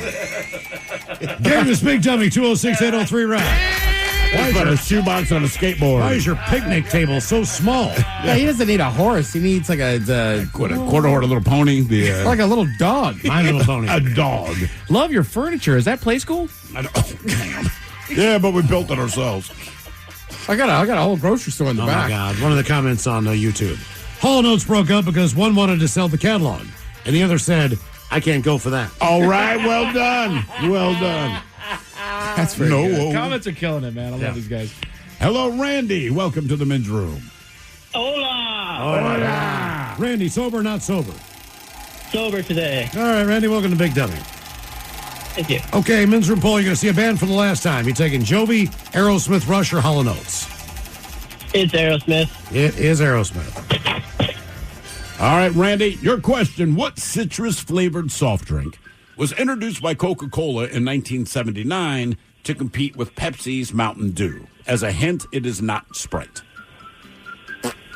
7-Up.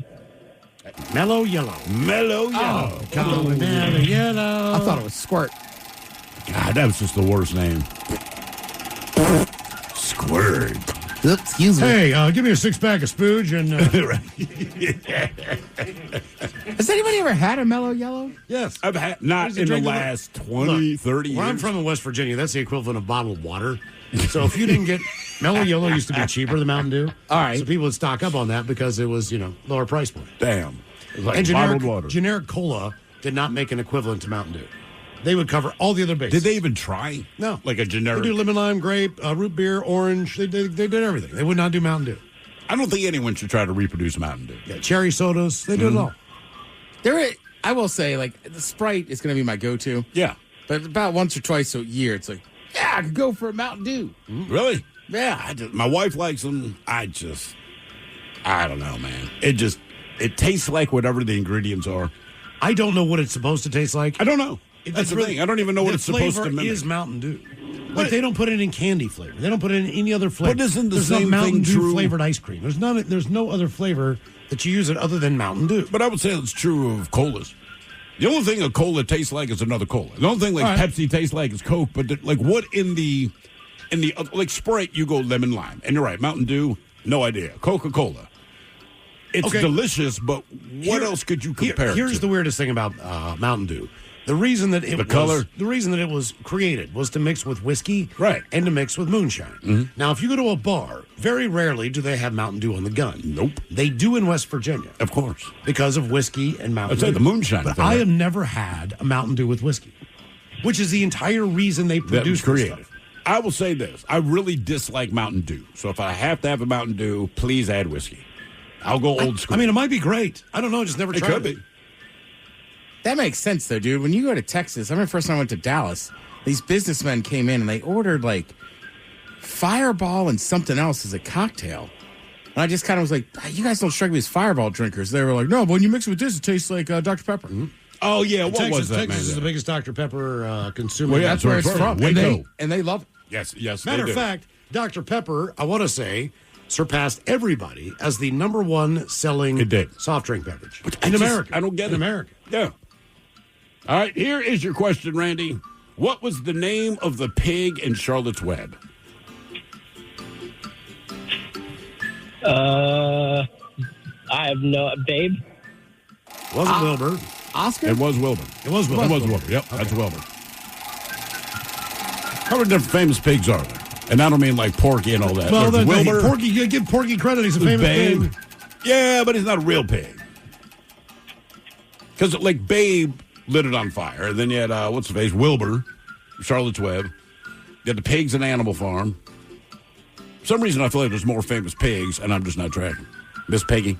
Yeah. All right. Wasn't there a piglet in Winnie the Pooh? Yeah. All right, your question. What car manufacturer, which went bankrupt in 2011, was the first to include seatbelts as a standard feature in their vehicles? I believe they were bankrupt in Swedish. 2011? Yeah, they went bankrupt in 2011. Swedish car brand. Saab? That's what I thought. Saab is correct. Boy, I never liked Saabs. Do you want more? Oh, man, I loved them. I know they ran well. Just the body styles, man. Just My never dad's built used to them. break down all the time. So when I got on a plane one time and realized I'm in a Saab aircraft, I'm like, I know. Jesus Christ. He Like, couldn't even cool. keep that thing a week running. Game is Big Dummy, 206-803-ROCK. Am I dead? Hello, Dwayne. Welcome to the men's room. Hola, bitch, hola. Oh, yeah. Dwayne, sober or not sober? Drinking a little bit. All right. So sober Dwayne, as he would tell the cops. Mm-hmm. All right, see you a band one last time. You taking Bon Jovi, Aerosmith, Rush, or Hall & Oates? I thought I was going to be the first one to... Jello. Did I lose you? There you are. Yeah. I thought I was going to be the first one to break the string there. I want to go see Hall & Oates. Hall & Oates. Okay. Yeah, see You if got- I get in a fist fight, man. Hall & Oates got as many votes right now as far as contestants as Bon Jovi. More than Rush. Wow. Really? Yes. We'll have to share that with Taryn. Hey, Taryn, look, we're not saying anything. Yep. Read into it any way you want. More people want to see Hall & Oates than Rush. Me, personally, I'm taking Rush on that list. All right. Here is your question. What Olympic field events' two main styles are the glide and the spin? Two main styles. Well, I kind of want to go with curling, but it could be... let's just go with curling. You said track That's a great and field, guess. right? A field event, yes. It's a field. Shot put. Shot put. I didn't hear that part. I don't know if you're doing like grass curling. That makes sense. Because they were like the Randy Barnes guy. He used to be a twirler. Mm-hmm. And then Spinner, twirler. or a spinner. And then Brock Lesnar's daughter is just straight ahead shot putter. And boy, she is easy on the eyes. I mean, I look at her and just like, man. If only you were younger. Let me open my pants. Yeah. Yeah, go She meet looks- Dad. Looks just like her father. And that is the image I want. It's just like, wow. I'm not going to do anything because I'm afraid of your dad. I am terrified of your dad. Exactly. Nice traps. All right. I'm not wrong. It's a trap. No, it is a trap. Two of them. Don't talk back to her. I think she dates a football player. Like I thought you got married to a football player. Yeah. Really? God, they just We're signed- getting married. Doesn't matter. He still can't beat her ass. I know. I just went, like, if you're at college, just start recruiting the kid now. Yeah, no kidding. Yeah, she is. She's something. All right, your question. What does PIN stand for, as in your PIN number? Personal identification number. You got There it. you go. Nice job, Brandon. Heads See, up it's on redundant the way. Again. Personal Ted's, identification number. Ted's Meat and Number. Potatoes, the best burgers in Seattle on the way at 4:30. And we got your emails coming up next from the men's room at KISW.com. To remind you that 60% of sales on Amazon come from independent sellers, here's John from Devil Dog Pet Company. We run our family business from Sterling Heights, Michigan, but we can reach customers all over the country thanks to Amazon. Good boy. Shop small business on Amazon. You're tuned into Auto Intelligence, live from Auto Trader, where data, tools, and your preferences sync to make your car shopping smooth. They're searching inventory. Oh, yeah. They find what you need. They're gonna find You it. can make a budget for your wallet to help you succeed. Pricing's precise and true. So true. It's smarter car shopping. Ooh. Just for you. Oh, it's just for you. Find your next ride at Autotrader.com. Powered by Auto Intelligence. Is your business ready for what's next? Think about where you want to be in 3 years, 5 years, 10. Growth isn't about numbers. It's having the right specialist by your side. Moss Adams and Baker Tilly have joined forces to create a remarkable new organization. It's one advisory firm with resources, expertise, and vision built specifically to serve the middle market to help you get to what's next. Learn how Baker Tilly can help your business pursue its vision of success. Visit bakertilly.com/combo. Homes.com is the only place where you can find specialized neighborhood guides with the in-depth insider info home shoppers want. Very in-depth info. Want to know if there's homes for sale in the area? We've got it. How long has a home been on the market? We'll know it. Average lot size? Uh-huh. Proximity to local parks? Of course. Insight into your neighbor's divorce? We're working on it. Homes.com. We've done your homework. Okay, hear me out. When your plumbing backs up, I want you to think of me. That's right, the Ted Smith. Because my name means money-saving discounts. The Ted Smith is going to save you $100 when our pals at Pinky's Plumbing clean your crappy sewers. Yeah, they call me Old Sewer Smith. And that means you save. So when your plumbing backs up and things get stinky, say my name. The Ted Smith, Pinky'sPlumbing.com.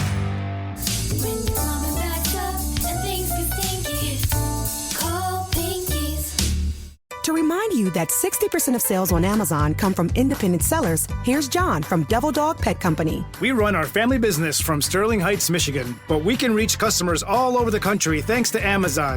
Good boy. Shop small business on Amazon. No matter why your clients give, their donations can do so much more with a donor-advised fund from DAF Giving 360. They can donate cash, publicly traded securities, or other non-cash items like real estate and even crypto, while recommending grants at any time. DAF Giving 360 can offer you over 25 years of expertise, bringing donors, financial advisors, and even charities together to make a greater impact. Learn more at dafgiving360.org/advisors. dafgiving360.org/advisors.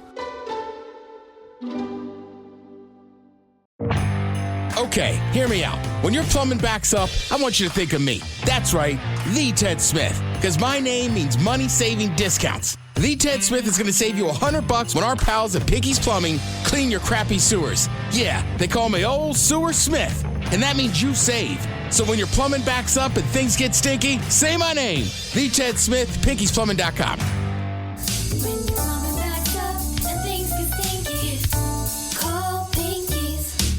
We return to the men's room with Miles and Thrill. Head chef on the way, Ted's Meat and Potatoes has the best burgers in Seattle. But first, time for a few emails from the men's room at KISW.com. You've got mail.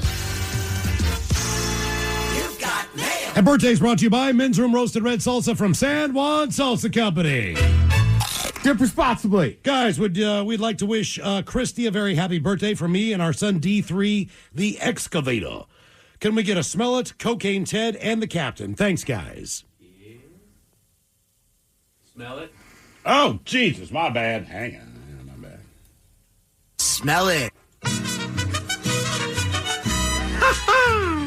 Hi, look, it's your birthday. I don't know what's going on. It seems like people love you. You know what they should do? Buy you more cocaine. Why? At the end of the day, birthday's over, you're going to be out of cocaine. And we're only one day away from the weekend, a.k.a. cocaine time. Ooh, well, ahoy there and happy birthday. You know, the old Capitan's advice would be, book yourself a trip to Papua New Guinea and ask for Chico. Now, if they say who's asking, you're going to want to tell them, and I quote, Mr. Greasefinger, and then shoot a snot rocket out of your left nostril. That'll get you in to see Chico. Now, in spite of Chico's appearance, do not stare. Anywho, once you and Chico exchange pleasantries, he'll have access to his brothel, a legal drug operation, and his money counterfeiting unit, and, of course, his dairy farm. I don't know what else anyone would need, but enjoy your birthday. You're welcome. And Crunchberries. Hello, gentlemen, longtime podcast listener here of 17 plus years. Wow. First of all, congratulations on 20 years. Thank you guys for everything you do. Today marks my 40th trip around the ball of hot plasma. I sincerely want to thank you guys for your show. It's been my quiet space to escape life since my early 20s. Your show has always been a hilarious distraction whenever life gets heavy. I hope to make it out to Seattle one day and try your beer, sausage, and salsa. Finally, I'll be having a shot of Fortaleza tequila tonight. See, Pappy of maybe tequila. Okay. Maybe you guys should do that for the shot of the day. We wish sure, we could. Sure, please. So, can I get a fart montage, turtle sex, and the dirty German telling my wife which third option should happen tonight? Thanks, guys. That from Derek in Bowling Green, Kentucky.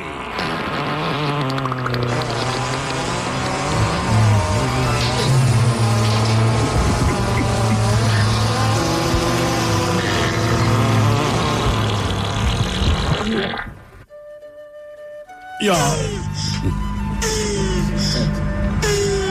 The third option tonight, let's see, your first option probably is the mouth hug. The second option would be the south mouth hug. Tonight, go for the posterior mouth hug. Yeah, see, but since he is married, so I believe the forbidden one is the mouth hug. Yeah, go for the one you get to least go for the mouth. If she sounds like that from the front side, you did it right. It's the one day of, well, she will do that for you, and you don't have to ask why. Yeah. And what is she apologizing for? Hello, Michelle. My dear friend Heidi is turning a certain age today. For fear of death threats, I'm not allowed to disclose her age.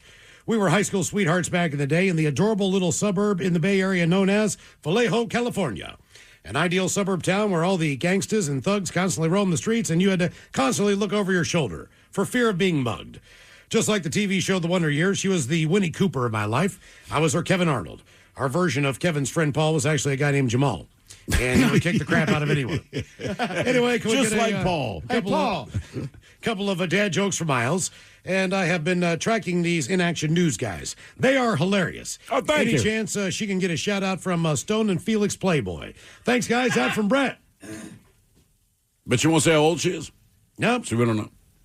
Tonight, we find out just how old she is. Happy birthday to you and yours. Yeah, listen, girl. Felix knows the secret. I count the rings on your vagina. It's like a tree. Felix. All right, dad jokes there, Heidi. And I count slowly, and I stop at 60 noise. Here's one for you and your boy. Did you guys know that I am is the shortest sentence in the English language? For real, I am. No. I do is the longest. Ted, have you ever met Ian from Slovakia? No. He's Slovakian. Slovakian, yeah. Ian. What is Forrest Gump's favorite pasta? Oh. Penne. Penne. Did you guys know that koi fish always travel in groups of 4? No. Yes. When attacked, koi A, B, and C scatter, leaving only the decoy. Uh-huh. Couple more. Who let the dogs out? Who? Baha Man. He's also on first. Wow. And my mother always confuses Jay-Z with 50 Cent. Oh, yeah? I said, that's ludicrous. That's pretty good. All right, guys, here you go. Happy, happy, happy birthday. Happy, happy, happy birthday. Happy, happy, happy birthday to you, to you, to you. Ya's a Dirty Germans brought to you by Men's Room Original Sausage. Available through Uli's World Famous Sausage, mensroomlive.com, and other fine retailers. Schweinefleisch. One extra. To remind you that 60% of sales on Amazon come from independent sellers, here's John from Devil Dog Pet Company. We run our family business from Sterling Heights, Michigan, but we can reach customers all over the country thanks to Amazon. Good boy. Shop small business on Amazon. No matter why your clients give, their donations can do so much more with a donor-advised fund from DAF Giving 360. They can donate cash, publicly traded securities, or other non-cash items like real estate and even crypto, while recommending grants at any time. DAF Giving 360 can offer you over 25 years of expertise, bringing donors, financial advisors, and even charities together to make a greater impact. Learn more at dafgiving360.org/advisors. dafgiving360.org/advisors. Roots. Where you're from matters. What's up? It's your boy, the Ted Smith. And I may be from the East Coast, but my roots are deep here in Seattle. Over 20 years deep. Just like our pals at Pinky's Plumbing. They're rooted in Seattle, just like me. And speaking of roots, tree roots are the biggest danger to your sewers and cost you thousands. So let your hometown heroes, Pinkies, get to the root of your plumbing problems. PinkiesPlumbing.com.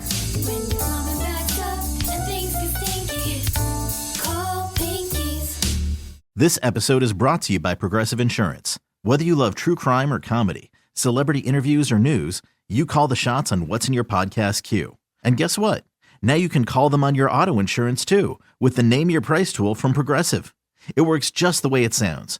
You tell Progressive how much you want to pay for car insurance, and they'll show you coverage options that fit your budget. Get your quote today at Progressive.com to join the over 28 million drivers who trust Progressive. Progressive Casualty Insurance Company and Affiliates. Price and coverage match limited by state law. I've never felt like this before. It's like you just get me. I feel like my true self with you. Does that sound crazy? And it doesn't hurt that you're gorgeous. Okay, that's it. I'm taking you home with me. I mean, you can't find shoes this good just anywhere. Find a shoe for every you from brands you love, like Birkenstock, Nike, Adidas, and more at your DSW store or DSW.com. Your email, guys, catching up on the Odyssey app from last week because, well, sports. And just got to Friday's show. Boy, I could go on for an hour about my parents' weird rules. But the top contenders are as follows. We kids had to drink at least one glass of milk at dinner. No excuses. And also sharing a bathroom with my brother who was lactose sensitive was such fun. Next, when eating at the table, we had a family dinner at least 4 days a week. The hand not being used to hold your fork must remain rested on the table. If it dropped to your lap, you had to get up and wash your hands. No idea why. See, typically I was always taught to keep your hands and elbows off the table. That's what I said. No elbows on the table. But you No have elbows. But you have a napkin in your lap. Mm-hmm. So you're always down there for the napkin. So I don't understand that one. I'm That's why with you. you're down there. I still keep my napkin in my lap. Yeah. And absolutely no disturbing the parents before 10 a.m. on Sundays and Saturdays if none of us get at a sporting event or game. Unless someone was bleeding or on fire. They took sleeping in very, very seriously. They weren't sleeping. Yeah. They were not sleeping. I know. Again, there's a ton more, but on the flip side, we had zero restrictions when it came to media. We could watch, listen to, and read anything we wanted. Thanks for all you do. That from Courtney. Time to open wide and sample Ted's meat and potatoes. Now, here's your host, head chef of the men's room, the Ted Nugent. That's 7.5. Thank you, folks. Thank you. Now, listen. Summertime, cookouts, barbecues, whatever. The burger thrives, right? 4th of July, burgers and hot dogs. But truthfully, burgers are there for you all year round. Damn straight. And you got some of this weather coming in this weekend. Maybe it's time to sit down and get a good burger from somewhere. Absolutely. Now, again, this list comes to us from eater.com. A lot of different options on here. I'm sure people will have opinions. We're not taking your opinions into it, but there's burgers everywhere. Oh, yeah. You know what I mean? I mean, one that didn't even make this list, famous, I want to say, from Minnesota is the Juicy Lucy. Mm-hmm. Oh, yeah. And if you go to Buckley's in Belltown or the original one on Queen Anne, they have a great Juicy Lucy. It's a stuffed cheeseburger. So there's the Juicy Lucy has the cheese in the middle? Mm-hmm. Correct. And the butter burger is where they do the same thing, but they put a tab of butter in the middle. Ooh. So I've never had one of those. That's, I think, like Wisconsin. I know the Culver's is famous for it. Mm-hmm. So, and every regional place has different ones, right? Like, we'll get into it in here, and then people talk about smash burgers now. They used to just kind of be a style of burger, like a tavern or whatever. But also, I know there's the Oklahoma smash burger where you cook it on top of a bunch of onions. And you smash it with the onions in. Correct. Yes. Sounds like a great sex movie. That I've never had. Well, it's on the list. But it looks good. It looks good. So first on the list, they have Flint Creek Cattle Company. What's wrong? You good? A bad word almost slipped out. Now, obviously, if you've never heard of Flint Creek, it is... Heard of what? Flint Creek Cattle Company. It is a very high-end, expensive steakhouse. Super good. I've been there once for like appetizers. That's up near Castle and Greenwood, correct? Correct. So they're just saying, hey, it has an $11 happy hour burger. All right, which, as they're saying, like, they have very good food, but I have not had the burger. Correct. I believe they also own Rock Creek, which is on I think they Fremont. do. So they have a seafood and they got a They're the Creek people. Mm-hmm. Yeah, we're Creek guys. Yeah, we're Creek guys. Rock Creek, Flint Creek. It's Creek guys. Yeah, Flint Creek. Menu's a little different here, man. It's Flint Creek. Yeah, you get squirrel and frog legs. Raccoon, yeah. Let's see. Mean Sandwich. Now, this place is only open daily from 11 a.m. to 3 p.m. Basically, the meat on the Mean Sandwich version is a grass-fed and grass-finished. Choose 1 or 2 quarter-pound patties. It's a Ballard-based shop. American cheese, Kraft singles, onions, mayonnaise, house-made pickles, and house-made mustard on a Tribeca oven It's bun. basically under the the Ballard Bridge. So there's a storage facility near Larry, and it's right across the street on Larry. Yeah, and as long as we're talking about sandwich places, too, I don't think they have a burger, but Valhalla sandwiches are phenomenal. They are good. A lot of people, a lot of restaurants, you'll see it on the menu. They like to brag that they have grass-fed beef, and I truly don't know. What else do cows eat? Oh, dude, in the last 20 years, that's been a massive thing. You bet. Is our farmers, everybody has to buy corn, so they started feeding all the cows. So they're corn-fed. Right, so unless it says grass-fed, they're eating corn. All right, look, I honestly didn't know. I'm like, and I understand that big production farms are different than the average farm I drive by, but I'm like, every time I've seen a cow, It's eating grass. Yeah, so it just means your cow's eating what it should eat. Okay. As opposed to corn. So a grass-fed cow is like the opposite of me. If I were a cow, I'd be like, oh, dude, corn-fed, marigold, whatever. Miles, you probably know this place. You Need a Burger. You Need a Burger on Fremont Avenue. Started with the classic. It's quarter pound of beef. Variations include a lamb burger with cured lemon. I'm down for lamb. Yeah. Yeah. I made some lamb and chorizo meatballs the other day, by the way. They have a great variety of a lot of different burgers. I will say, last weekend I felt like I committed a hate crime. It was at that F1 race, and they have all this barbecue, and I was like, I'm getting a lamb bowl. And it was awesome. Mm-hmm. Oh, dude, it doesn't matter. Those lamb things you made today were awesome. Yeah, that's what I'm saying. It's good. Lamb and chorizo mixed together, man. That is the juiciest burger. If you get a lamb burger, man, you're just dripping down in your pants. And I don't care. I'll suck on my pants later. It really is. They do say You Need a Burger. The must order is the elk burger. Is woodsy and earthy, unlike any other burgers on this mat. Elk is lean, but it's tender. It is fantastic. Yeah. That's how my wife describes me. Lean and tender. Sticking in Fremont, you have Le Coin. Right across the street. It's a modern French. Le Coin. Their burger is an umami bomb that comes with a fondue of caramelized onions, mimolata cheese, along with, again, cured tomatoes, lettuce, herbal aioli. I'm curious to know what everyone's curing, either the lemons or tomatoes in. They have great steaks. They also have very good frites with herbs and garlic cloves thrown in the fryer. They said your server might suggest eating your burger over the fries so that the cheese drips to create a do-it-yourself poutine. And they say advice you'd be smart to follow. The hand-cut fries there are fantastic. Also, you might need a reservation to go to Le Coin, but if you got two people, chances are you can pop in and sit at the bar. Frites, man. Most of the time. Frites. Frites. They call them frites. I've never been there. All right, now, Joe Z's Bayside. This place is open for lunch every day except Monday.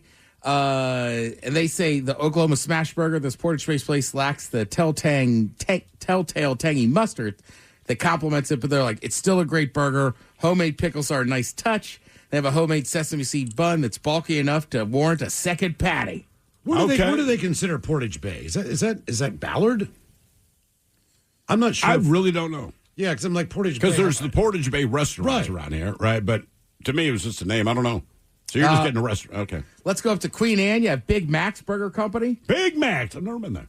Either have I. The Big Mac's Cheeseburger, this family-friendly restaurant on Queen Anne, is two-handed, happily messy mass.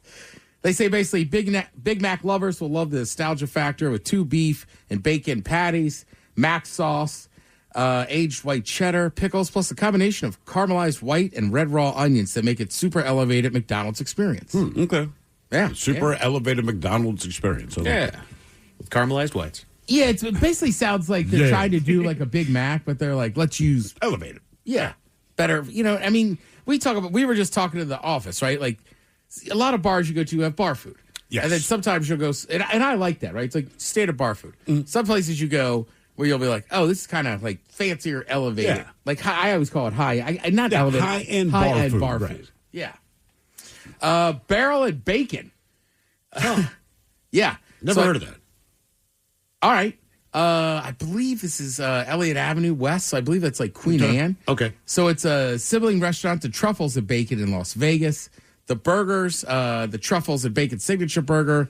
It's glitzy with its massive mac and cheese patty, almost overwhelming the Angus beef patty in each bite. Damn. They say it's absolute guilty pleasure. The ultimate get the burger. And they're just like, look, it's super good. There's bacon. There's onion jam. Just get it. I'm in. Now, I've seen this one on a lot of different Seattle foodies and stuff. Keep in mind, this one is a ghost kitchen. If you don't know what a ghost kitchen is, you can get takeout or delivery, but you can't sit in there. And that's the Halal Smash Burger, BRGR. Where is this? So Capitol Hill was their They first had the location? ghost kitchen at Capitol Hill, now in the U District. It has 4 burgers on the menu, each centered around its handcrafted sauces. Classic, smoky, truffle with mushrooms, and spicy. Okay. They use fresh halal ground beef. Think of like kosher, right? Yeah, right. Halal means it's like suitable, right? It's up to whatever the standards. Standards, I don't know what you call a priest in Islam. Or is it Hindu? Or is it? I thought halal. I thought Hindus weren't supposed to eat cows. They're not. I think halal means like Middle Eastern food. It's somewhere in the middle, but I'm not sure what religion it's attached to. Islamic law, yeah. It is. Yeah, that's what I thought. There's a few halal places on Capitol Hill. But yeah. Hello. Hello. But again, this is a ghost kitchen. So you got to order or go and take out. And they spell it halal smash BRGR. Burger. Great place to get a meal on Halloween. Ghost Kitchen. Thank you. I was like, dude, is that a halal joke? Ghost Kitchen. Give me the burger. I was shocked when I found out about ghost kitchens. Just especially. What's that? Patrick Swayze. Yeah, well, one night I ordered something from a ghost kitchen, and then they're like, all right, we're dropping it off. And it's like 3 blocks from my house. And I'm like, I would have just walked over there, but there's no site. You don't know it's there. Right. Sometimes those kitchens contain 3 different places. Correct. They share the kitchen. Yeah. I think Guy Fieri for a while had a ghost kitchen up here. I believe so, yeah. Guy's Ghost Kitchen. With donkey sauce. Miles, you mentioned Pickwick Drive-In. Love it. Yep. Founded in Fife in 1949, They got expanded to banana Auburn before opening a branch in Soto in recent years. Slice of Americana, right? Once chosen the best burger joint in Washington State by USA Today for its crispy charred burgers, hand-cut fries. They also have a wide selection of shakes blended to order, including fresh ones with in-season berries. I picked us up some hamburgers from there a few years back. They're great. To me, the classic on this list is Loretta's Northwesterner. Hell yeah. I mean, come on. You cannot beat that. No. Right. And then, again, before the smash burger became a whole thing, their tavern burger was already that. And there was a lot of bars and restaurants around the country that were kind of doing it. Mm-hmm. They're super famous for that. Loretta's also a little harder to find. It's South Park. I was going to say, it's not Georgetown. I think technically that's South Park. Yeah. But also a cool Let's get a Loretta's burger. A cool little spot. There's a sandwich guy I watch on Instagram. I forget his name, but he goes down there too, and he's like, dude, I always get the burger. But like, their food is great. It's the tastiest burger I've ever had. Yeah. It's so simple and so basic. Do not get the regular burger there. It's fantastic. If you want to get it and try it. As they say, they have the deluxe cheeseburger on the menu, but that's restaurant style. It's a bar. You want the tavern. You want 2 taverns instead of the restaurant style. All right. Right. And they say simplicity done well. Beef with a nice char, pickles, chopped onions small, American cheese, and a special sauce that's heavy on the mayo. You cannot beat that one. And a squishy bun. I like a burger with a soft bun. I do too, man. Some of the grease is kind of getting in there, mixing it all together. Now, here's a good restaurant I've been to a couple times in Burien, Fireside. Okay. It's kind of like I think you told me about it. Yeah, it's a Midwestern kind of style. So, like, I know they do fish fries on Friday and everything else. Cool little spot. Midwestern comfort food, handcrafted cocktails. The burger of choice here, again, the Oklahoma onion burger. So, if you like onions. So, there's 2 spots in town that does that. Correct. That we know of. A little bit up in North Seattle, Rain City Burgers off Roosevelt. Roosevelt and 65th, I believe. Right. It's right there on the corner. Mm-hmm. If you don't. Right near Ted's. Or Teddy's. It is right near Teddy's. Yep, exactly. Yeah, I was going to say, I mean, I used to. Because Teddy's still allows you to bring food in. So if you want to go watch football, you go get a burger at Rain City, then walk it up to Teddy's and sit there and eat it. Me and the mayor, when we were playing Pub League together, we would go to the old Atlantic Crossing that was right there, and then we were done having drinks afterwards. We would walk over and get burgers and go our separate ways from Rain City. That's a good day. But overall, great. I mean, Seattle is a great burger town, without a doubt. Yeah, and we didn't even touch on, like we said earlier, Dick's. Red Burger Mill, Master, Red Mill, Burger Kid Master. Valley. Yeah, there's a ton of them out there. Just, you know what, this weekend, go get yourself a burger. Get a burger. Thank you, Head Chef. We appreciate it. Coming up at 5:08, we'll drink and toast with a shot of the day. You are listening to The Men's Room. In communities across the country, hourly Amazon employees earn an average of over $23 an hour, with opportunities to grow their career and their paycheck. Learn more at aboutamazon.com. Donor-advised funds from DAF Giving 360. Your clients can donate cash, publicly traded securities, or appreciated assets like real estate. It's a simple, tax-smart way to give. Learn more at dafgiving360.org/advisors.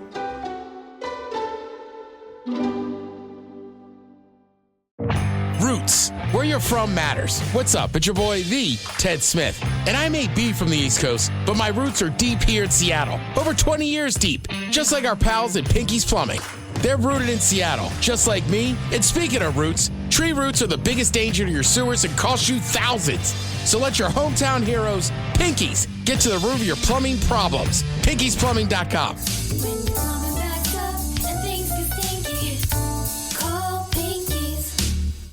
This episode is brought to you by Progressive. Most of you aren't just listening right now. You're driving, cleaning, and even exercising. But what if you could be saving money by switching to Progressive? Drivers who save by switching save nearly $750 on average. And auto customers qualify for an average of 7 discounts. Multitask right now. Quote today at Progressive.com.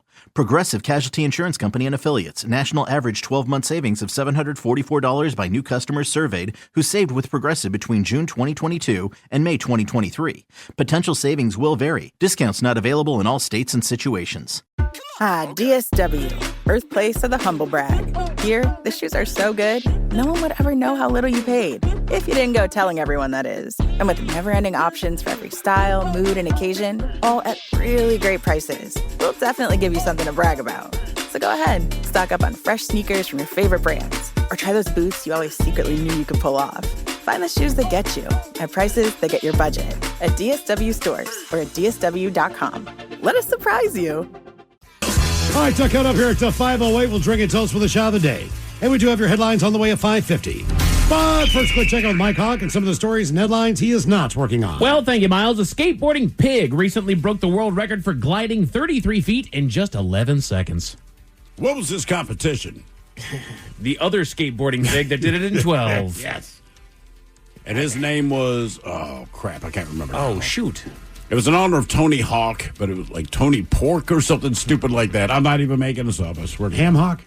Maybe that was it. I just remember at the end the guy was like, Tony Ham Hawk? Tribute to Tony Hawk, but I can't remember his name. Norbert? No. Was it Norbert? Hang on. Norbert. All right, I'm looking at a pig named Norbert from Illinois. He's on a skateboard. That's got to be him. It can't be another Norbert the pig, yeah. How was that a tribute to Tony Hawk? So we named him Norbert. That's his real name. Yeah. Oh, there was another one, I guess, who held the record named Tony Pork. Okay, all right. I got my lines mixed up. Norbert said, I'm going to need that record. That's exactly how I went down. I don't know why he's so kind of mean about it. Coming for it. He is. Get to carving my name in them history books. Yeah, would you set it at? All right, yeah, cool. I'm going to go 10 feet farther, dude. A new study suggests that your new fitness app may sabotage your motivation. How so? I don't know. I didn't work on it because I don't deal with sabotaging motivation. You're either motivated or you get out of my damn gym. I agree. Good call, Norbert. Thank you. I live by Norbert. Right? You get on the board or you get out of the way. Norbert. God, Ted's moving today. Well done, buddy. Honestly, whatever it takes to get you motivated. And I understand getting started and motivated is difficult because you're trying to get a stone to start rolling. But, man, whatever you can do to get motivated. And even sometimes it's just getting outside of what you perceive to be the right thing to do. That's it. Right. That doesn't work for me. Well, what you're doing ain't working for you either. Right. So do something else. Let's try this until we figure something else out, okay? At least this is getting you moving to a degree. Just get moving. All ya. Just get moving. Inch by inch, yard by yard. Hey, yo. There's a new sleep disorder getting attention called idiopathic hypersomnia. Anybody know what this is? Does that mean you're sleeping too much? Basically, you need 10 to 18 hours a day of sleep to function. What are you, a cat? Good God, man. And the thing is, like, I don't want to be this guy. Yes, it is a disorder. I'm sure that there are people that have it. I think there's going to be a lot of people that say that they have it. Now that they've heard about it. That's right. Oh, that's what I had. No, get your ass out of bed. My weirdness is that I sleep better in a hotel room. Just get a better night's sleep sometimes. And that's, you should be better at home. But for me, in your hotel room, you're just relaxed. It's dark, yeah. Right. Go to bed you're not surrounded by anything that brings you stress. Correct. Right. Inside your own home, you're looking around at things that you have to clean, projects that you have to do, people that you have to, for whatever reason, deal with. Yeah. But Mike, to be honest with you, I don't have any of that. My house is always clean as hell. I just can't. But you're still home, Miles. And then when you're home, then you're thinking about what you have to do next. Yeah. When and you're I'm in not a saying hotel this room, to be mean, but like I can. Like, some of my friends sometimes like, man, you're kind of a homebody. Like, I feel like you hate being home. You're always out doing stuff. Oh, I mean, yeah. I mean, I watch TV, I eat dinner there, and we get up in the morning. There you go. And go do my thing. Put your thinking caps on, boys. Time for the Merriam-Webster word of the day. 55%, Steve. It is a noun, and it is an L word that usually refers to a long list of complaints, problems, etc. Laundry list. Laundry list, I like it, but no, that is not it. A long list of complaints, problem. We've received a blank of complaints. And it's a noun, not an adjective. Correct. Well, it's one of those where... Ledgers. Not a ledger. The word is litany. Okay. Litany. There's a new article on how to spot... Litany Houston. There's a new article on how to spot job burnout and take action against it. The dude's asleep at his desk. That's right. Now, he has the idiosyncratic insomnia or whatever the hell it was. Hypersomnia. Hypersomnia. My bad. You were very close. Hypersomnia. I tried. So, I guess identifying it in yourself? For the most part, yeah. And it's being honest with yourself to a degree. And honestly, the way to defeat it is exactly what you think it is. Go out, distract yourself for a second. Get your head out of yourself for a second. Don't overthink it. Go for a walk, get some exercise, and then go back to it. Lean on the resources that you have. Think practically. Yeah. That sort of stuff. I know. You want to go make a bajillion dollars this year. It's not going to happen. Yeah. So let's go try to just make you the rent. Yeah, there you go. Right. Steve, it's your favorite holiday, my friend. You know what it is? It? Yeah. Slap your coworker day. National Slap Your Coworker Day. That's why Miles has a big red mark on his butt. That's right. Baby. Yeah, they didn't say where. I asked for it. That's right. Oh. Yeah. I assumed you were slapped across the face. Well, why would he slap you across the face, Ted? Have you met him? He called me a white nationalist earlier. I didn't. I suggested that you were. He's just doing his part at this point. Is this all set up so you could slap me later? Yes. Just setting the table, man. I know where I'm not going after Setting work. the table. It's been well played, sir. Well played. It's been discovered that AI misrepresents its news content only 45% of the time. Oh, what a great ratio. That seems like a lot. It is. It is. It's half. It's half. Yeah. Yeah, it is. And that's not okay. That's why. Do your own digging on your news sources. It's amazing how many just misspelled words, wrong tenses. You can pretty well see it because no journalist would change tense like that. No. And not keep their job. Right, correct. Exactly. The Amazon crash out that happened recently reportedly caused $2,000 smart beds to overheat and get stuck in the upright position. They did not overheat. You set the temperature too high, and then... Whee! Right, the whole thing shut down. Maybe don't get a quote-unquote smart bed. Right. You know what? Because they put smart in front of something, that means absolutely nothing. I'm going to go with that, Steve. Thank you. Top 10. The Men's Room Top 10. From Ted's favorite website, cleverdude.com. Yeah. These are 10. Clever dude. Clever dude. Clever dude. These are 10 smart devices that don't actually make your life easier. Number 10 on the list, they go with smart scales. Smart scales track your weight, your BMI. Your BM. I almost said BM. Well, take toilets are coming. Weigh yourself first, take a BM, and get back on. And even send data to your phone. But syncing issues and app bugs are common. Most people just want to know their weight. A regular scale gives you that in seconds. No setup needed. The extra features often go unused, and the data can be confusing or even discouraging. I got a buddy who recently told me that he's got a smart scale that sends the information to his phone. And the thing that is nice about that is as long as you are keeping track of what it is that you're doing, you can see basically, am I keeping flat? Am I trending downward? Am I trending upward? Sort of a thing. So you can keep a decent eye on it. However, you know what else you can do is step on your damn scale and see what you're doing. Yeah. Plus, day to day is not going to bring you comfort. No, it's not going to. Get off of that. Yeah, I'm with you. I don't know. Just step on the scale. Exactly. And why do you have to improve on the scale? Right. Just step on the goddamn thing. Well, and I've gotten into a headspace, and I've been telling people more and more, it's like, stop losing weight, get healthy. The weight will show. Right. The weight will come with it, but start getting healthy. Start exercising just to get your heart feeling better, to get your lungs feeling better, to get your muscles moving a little bit. I think it's wild, too. I know some people that are like my age and don't own one, and I'm like, you never? I don't know. That just seems wild to me. I'm usually once every 2 weeks, I'll just take a step and make sure that I'm not getting too out of sorts. I rarely step on it. I just don't. You don't need to. Just know this. No matter what you do, no matter what you weigh, the whole deal, you go to the doctor's office, that scale's 5 pounds heavier. No kidding. You're way too You're much. like, Jesus Christ. I stepped on it at home this morning. This is not even close. Hey, let me take my shoes off. Yeah. And the watch. Hang on, I go to And a my drop. shirt, and my underwear, and these socks. I'm going to shave my pubes off, man. We're just... I gotta go drop one real fast, Doc. Hang on. Stepping on a freaking scale on carpet. Or like an old school gym where your trainer's standing over your shoulder and it's that one that's got a balance. Yeah. Those are slide little things over. Don't push the other way. Damn it. Smart locks. They let you unlock your door with your phone or a code, but if the battery dies or the app glitches, you could get locked out. Some models are also vulnerable to hacking. Traditional locks with a spare key are secure and straightforward. Yeah, I'm cool with the dumb lock. Yeah, and I agree. Just put a key in it. Turn it. Like I have like a lunchbox safe for my firearm. Yeah. And it's got a code, so you can do it real quick, but it still has a key in case the battery Just in dies. case. Right. Correct. The backup is huge. Right. I recently upgraded my car.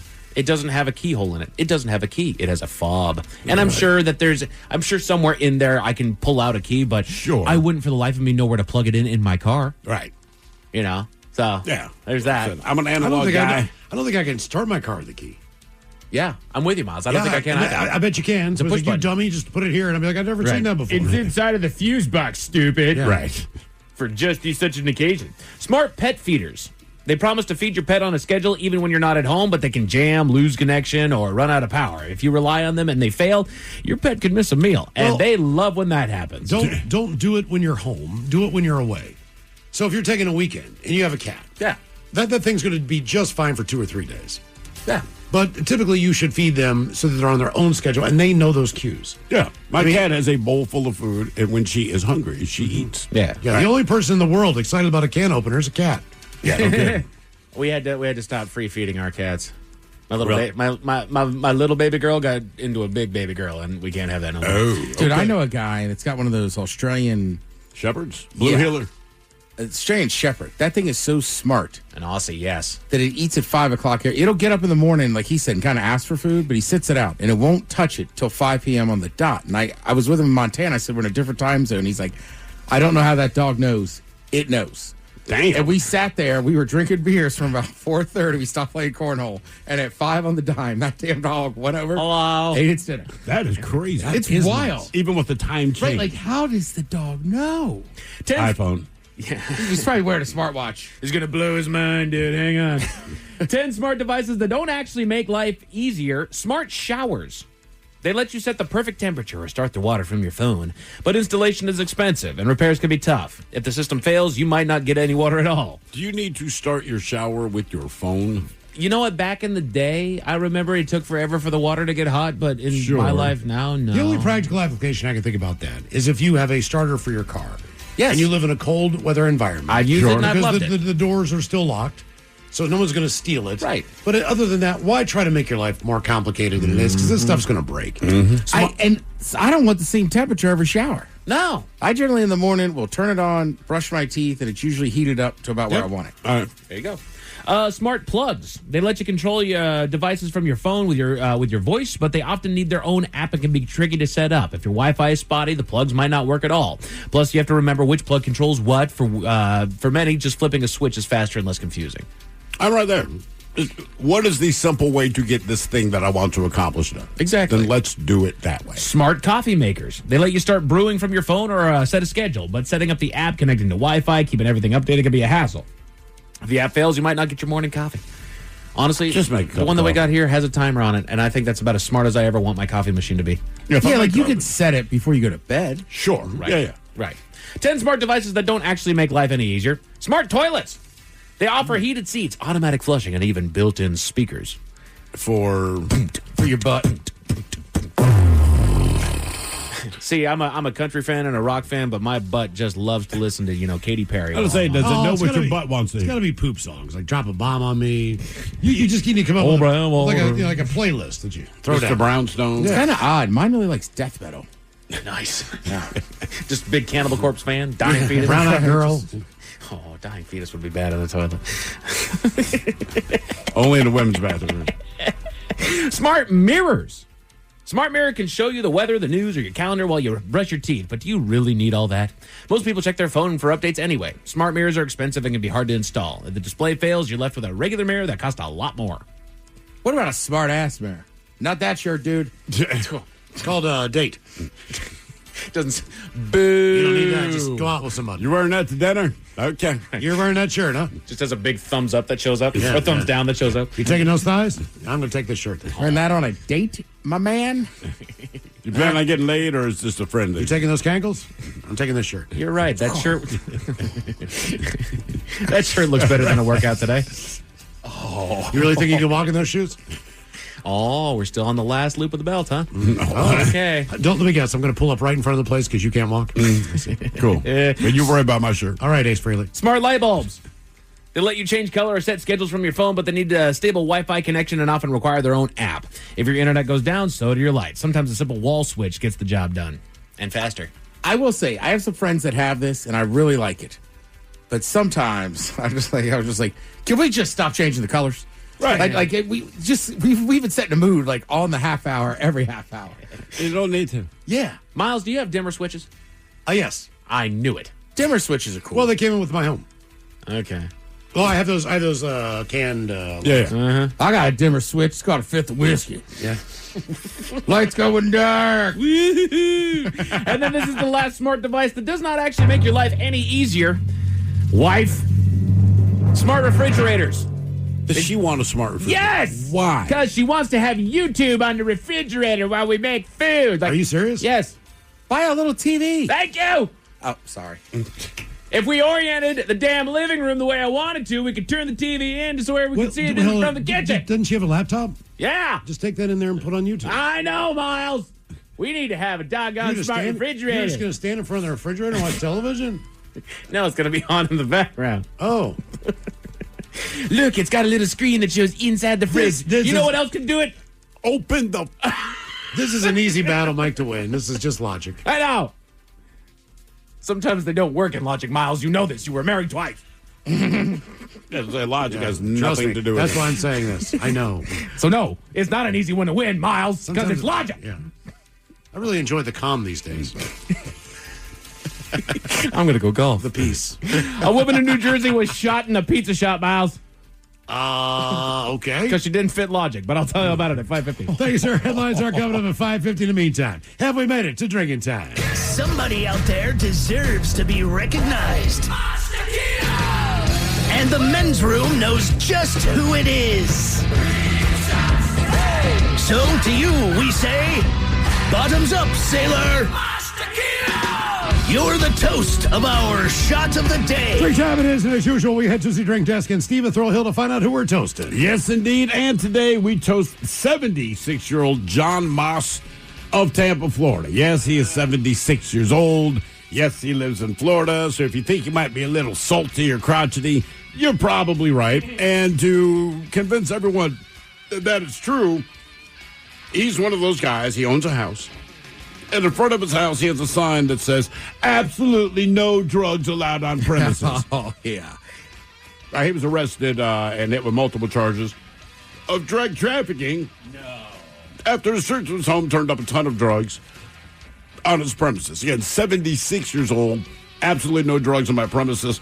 Yeah, detectives found 32 ounces of cocaine, 36 grams of Oxycontin, 442 grams of marijuana, 17 grams of alprazolam, or however you say that, 6 grams of morphine, and 4 grams of methamphetamine. He also had $20,000 in cash and multiple handguns. Now, it's unclear what tipped the authorities off, but they clearly were not dissuaded by his self-proclaimed drug-free zone. A lot of drugs. Personal use, dude. Personal use, just for me. In that case, I almost believe him. But we pour this booze and we drink this booze because we think it's yummy. Yummy! So over the tongue and down the throat to party in our tummies. Down the hola, bichola. All right, let's get a contestant on the line now for Profile This, 206-803-ROCK. Profile This is next. To remind you that 60% of sales on Amazon come from independent sellers, here's John from Devil Dog Pet Company. We run our family business from Sterling Heights, Michigan, but we can reach customers all over the country thanks to Amazon. Good boy. Shop small business on Amazon. No matter why your clients give, a donor-advised fund from DAF Giving 360 makes charitable giving simple and efficient. They can get a tax deduction upon funding an account, and their assets can potentially grow tax-free as they recommend when and where to give. DAF Giving 360 has over 25 years of experience bringing donors, financial advisors, and charities together to make a greater impact. Learn more at dafgiving360.org/advisors.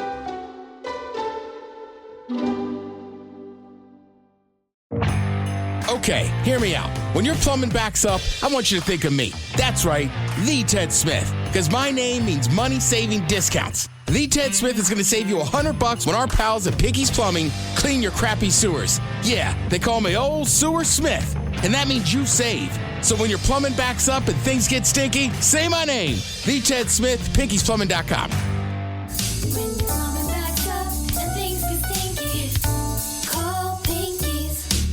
This episode is brought to you by Progressive Insurance. Whether you love true crime or comedy, celebrity interviews or news, you call the shots on what's in your podcast queue. And guess what? Now you can call them on your auto insurance too with the Name Your Price tool from Progressive. It works just the way it sounds. You tell Progressive how much you want to pay for car insurance, and they'll show you coverage options that fit your budget. Get your quote today at Progressive.com to join the over 28 million drivers who trust Progressive. Progressive Casualty Insurance Company and Affiliates. Price and coverage match limited by state law. Homes.com is the only place where you can find specialized neighborhood guides with the in-depth insider info home shoppers want. Very in-depth info. Want to know if there's homes for sale in the area? We've got it. How long has a home been on the market? We'll know it. Average lot size? Proximity to local parks? Of course. Insight into your neighbor's divorce? We're working on it. Homes.com. We've done your homework. In communities across the country, hourly Amazon employees earn an average of over $23 an hour, with opportunities to grow their career and their paycheck. Learn more at aboutamazon.com. Is your business ready for what's next? Think about where you want to be in 3 years, 5 years, 10. Growth isn't about numbers. It's having the right specialist by your side. Moss Adams and Baker Tilly have joined forces to create a remarkable new organization. It's one advisory firm with resources, expertise, and vision built specifically to serve the middle market to help you get to what's next. Learn how Baker Tilly can help your business pursue its vision of success. Visit bakertilly.com/combo. Coming at you live from Auto Trader, here's New Car Energy. They're searching inventory. You can make a budget for your wallet to help you succeed. It's smarter car shopping just for Find you. your next ride at autotrader.com, powered by Auto Intelligence. The Men's Room presents Profile This. And Stephen Throwhill, could you please tell everyone how Profile This is played? I sure can, Miles. It's a simple game where we share with you a real-life news story. Something that happened right here on planet Earth.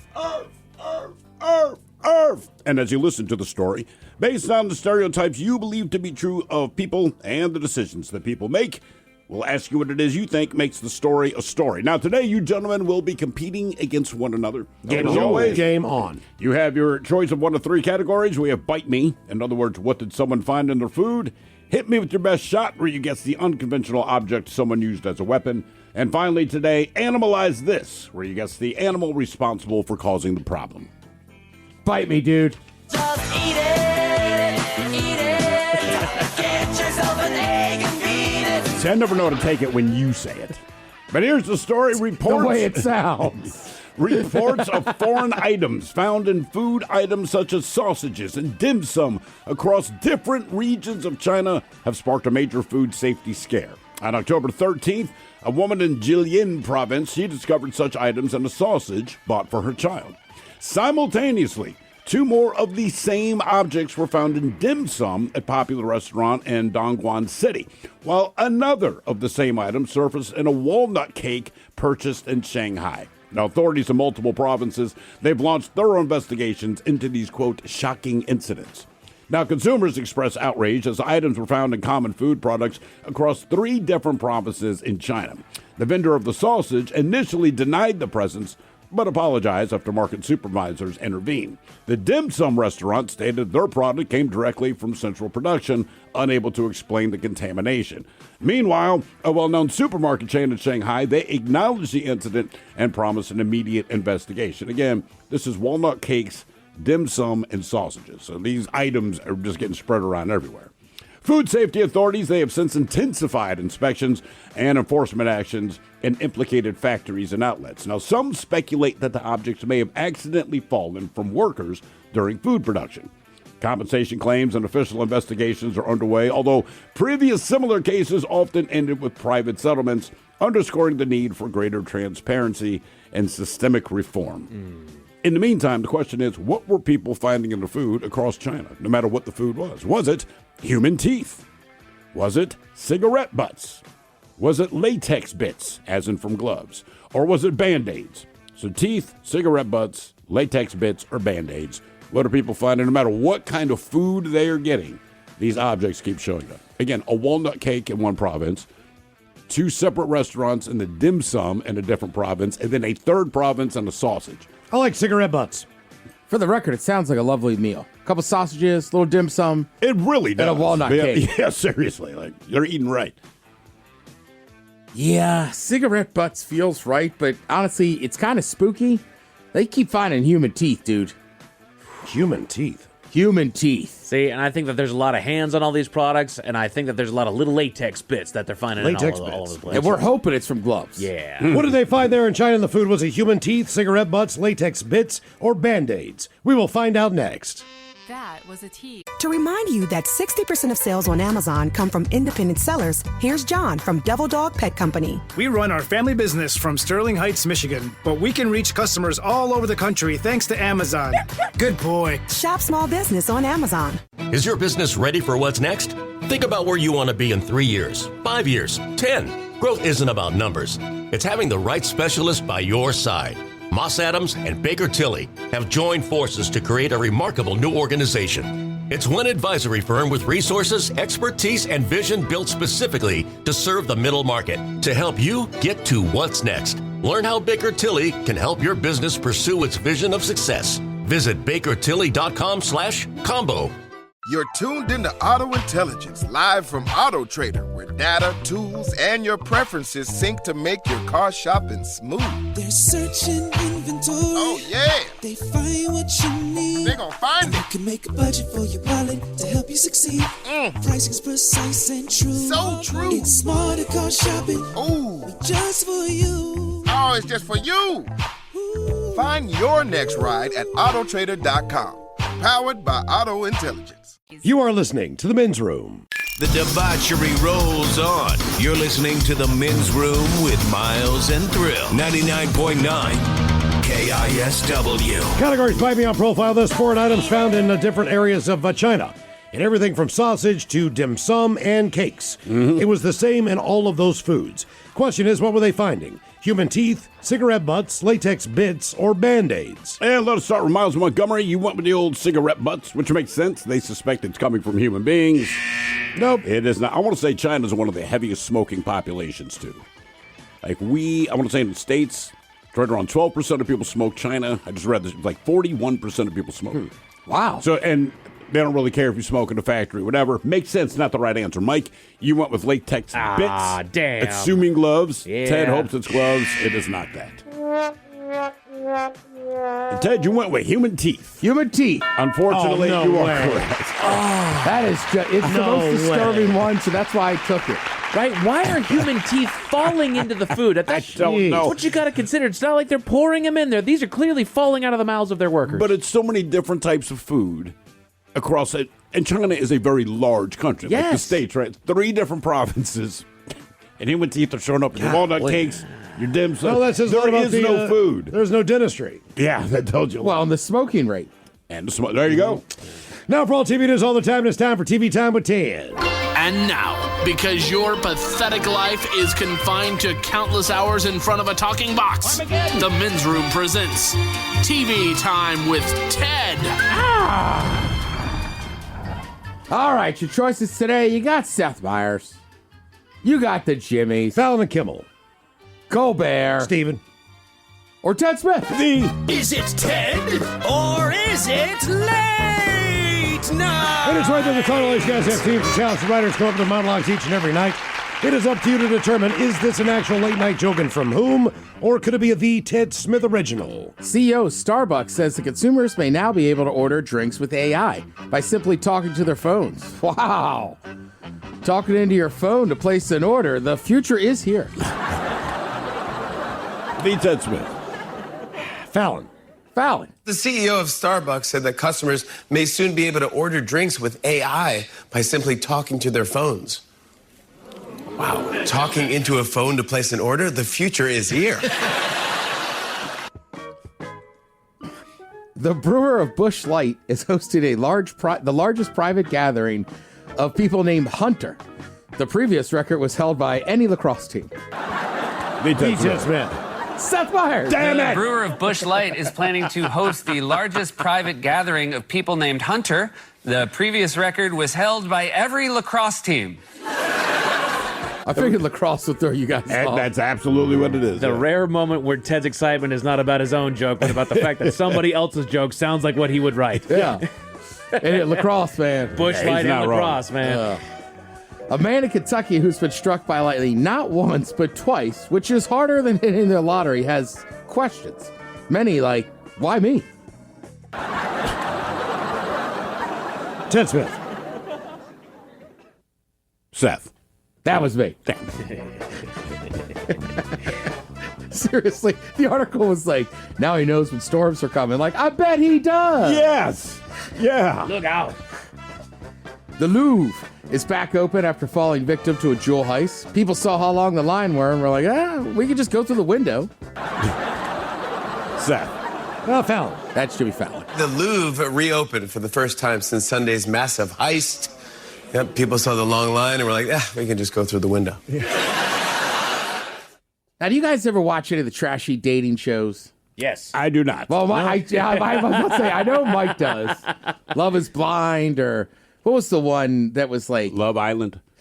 Love Island. Is that? And there was one that I used to watch on Netflix during the pandemic where they have all these hot people together, and there's a pot of money. But if you hook up, you lose money or whatever. But like they're all hot, they're obviously sexually active. So sometimes you look at them and you're like, they got to be crawling with disease, right? Dating around, the later daters. Well, you'd be wrong. Apparently, reality contestants, right? As they say, are some of the sleaziest people on TV. They have to do a bunch of tests.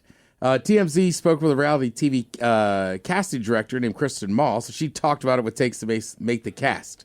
She said, quote, if you're living in a house, you're going to go through you're going to go to a background check, psychological test. People are exploring each other. So there's going to be STD test. She says you can imagine that knocks out quite a few people in the running. I bet it does. So. Although I would go on that show to lose. If you have sex, you don't win this money. I bet a lot of people find out they have an STD from that. I bet you they do. Yeah. He was too hot to handle. Well, that show, the whole idea was, though, like, you're all there and you kind of agree, like, all right, there's 10 of us or whatever it was. Like, so there's like $1 million. Like, we're all going to get like $100,000. $100,000. Right? And then old Thrill's like, oh. You're going to get more. No, you get less. Because if you hook up with a chick. they take my $100,000 out. We collectively lose money. Right. So you're not wrong. The pressure is real. Gotcha. And then people can't help it, right? We've all been through this phase, right? Where it's like, like we can't do anything. We'll just sleep near each other. BS. No, man. Correct. What was that thing you said the Amish kids are doing? What do you call it? It's not Amish. It's the Mormons, and they're doing soaking. Yeah. I mean, like, that's their version of we did not have sex. We'll be friends with benefits, but we won't do it. You know, we're not going to fall in love with each other. And I'm convinced soaking is just a joke. It's got to be. Unfortunately, it's not. Really? You say that. You got to do a deep dive. You really think two 18-year-old kids are sitting there? Yes. The car's already in the garage, and they're never going to rev it? It's Mormons, dude. I'm telling you. They are committed Hey, look, people. they might say it. They don't drink either. I've been to a game in Utah. Right? Yeah. Like, there was some drinking. You go to a game in Provo, at the BYU. Somebody's drinking in that parking lot. In my experience, every religion is pretty strict because it's got strict rules, whatever it might be, and 90% of them are full of it. Sure. Well, look, you might be religious and you do the right thing and you go to church. It's not that. But certain rules, especially when it comes to food or sex. I used to work for a Jewish guy that was eating a cheesesteak on Passover, man. And dude went to synagogue. He wore the yarmulke. Sure. You know, and I'm like, look, I know you buy into your thing, but also you're eating a cheesesteak on Passover, man. As long as there's rules of forgiveness, people will break. Look, I grew up super Catholic, right? Irish Catholic. And, like, big thing is in Lent, you can't eat meat on Fridays. Sure. But if there was any type of event or sports event that you got together, Want another rib? You get the priest to give you, what was it, dispensation or something. Basically, it's like, go ahead, eat all the meat you want. So, like, I've been a part of that. So, like, I'm with Thrill. Like, I get the Mormon kids are saying this. I just don't buy it. Now, I don't think it lasts long. I think after a while, they'll break them like, oh, no, I'm effing. For sure. But, Yeah. Mike, honestly, I don't know why. That Mormon thing has been a topic of this conversation of my life for like 2 weeks. Because it's just so crazy to me. Like, just have sex. Well, if you're not going to be able to drink caffeine, alcohol, or do drugs, your one outlet is sex. Yeah. And root beer. So, I've heard at BYU games, they love root beer. No caffeine. There's no caffeine in it. So you can drink. Stop trying to get more people to go to BYU. Right. I mean, are they paying you? Are they paying you right now for this? Miles was in the office earlier, and I go, hey, man, I'm watching this video of this guy from Snapback Sports. He went to a game. He found the one tailgate you could drink at. So, that's why I've been big on the BYU. Are they big on 7-Up, too? I know it's big on root beer, but... I just know when I went to the Utah game, and obviously Utah fans, Salt Lake City is kind of, I think, almost like 50-50 now of Mormons and not. Yeah. But there still wasn't a lot of drink, and I found the Husky tailgate. There it is. Yeah. But yeah, it was like the one guy I was with is Mormon, a practicing Mormon. And I was like, well, what do people do? And he's like, at BYU, he's like, oh, yeah, like they don't even sell caffeine, but it's root beer. That's like their thing. Huh. Yeah, makes sense. Yeah. I'd go Sprite, but I just don't like root beer, that's all. I love root beer. Of course you do. What the hell's that mean? I prefer Sprite, but root beer's delicious. All right, so Apple TV made a 5-part docuseries on Martin Scorsese. All right. Titled Mr. Scorsese. Of course, it's a 5-part documentary. Can't be short with this man.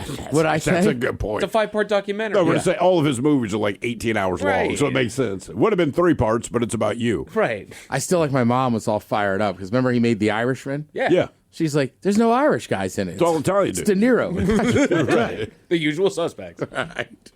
Speaking of which, so one name that's not in it at all is Joe Pesci. The director said he was the only person to say no, right? Because look, he's in Raging Bull, he's in The Irishman, he's in Casino, he's in Goodfellas, which he got an Oscar for. Yeah. So everybody knows Joe Pesci. But basically the reason he didn't want to do it is because like he was kind of that guy. Like he grew up in a real gangster neighborhood. He grew up around criminals in Newark, New Jersey. He has that vibe. Mm-hmm. Right. So like she said, Joe doesn't want to talk about the experiences that made him so perfect for this kind of role.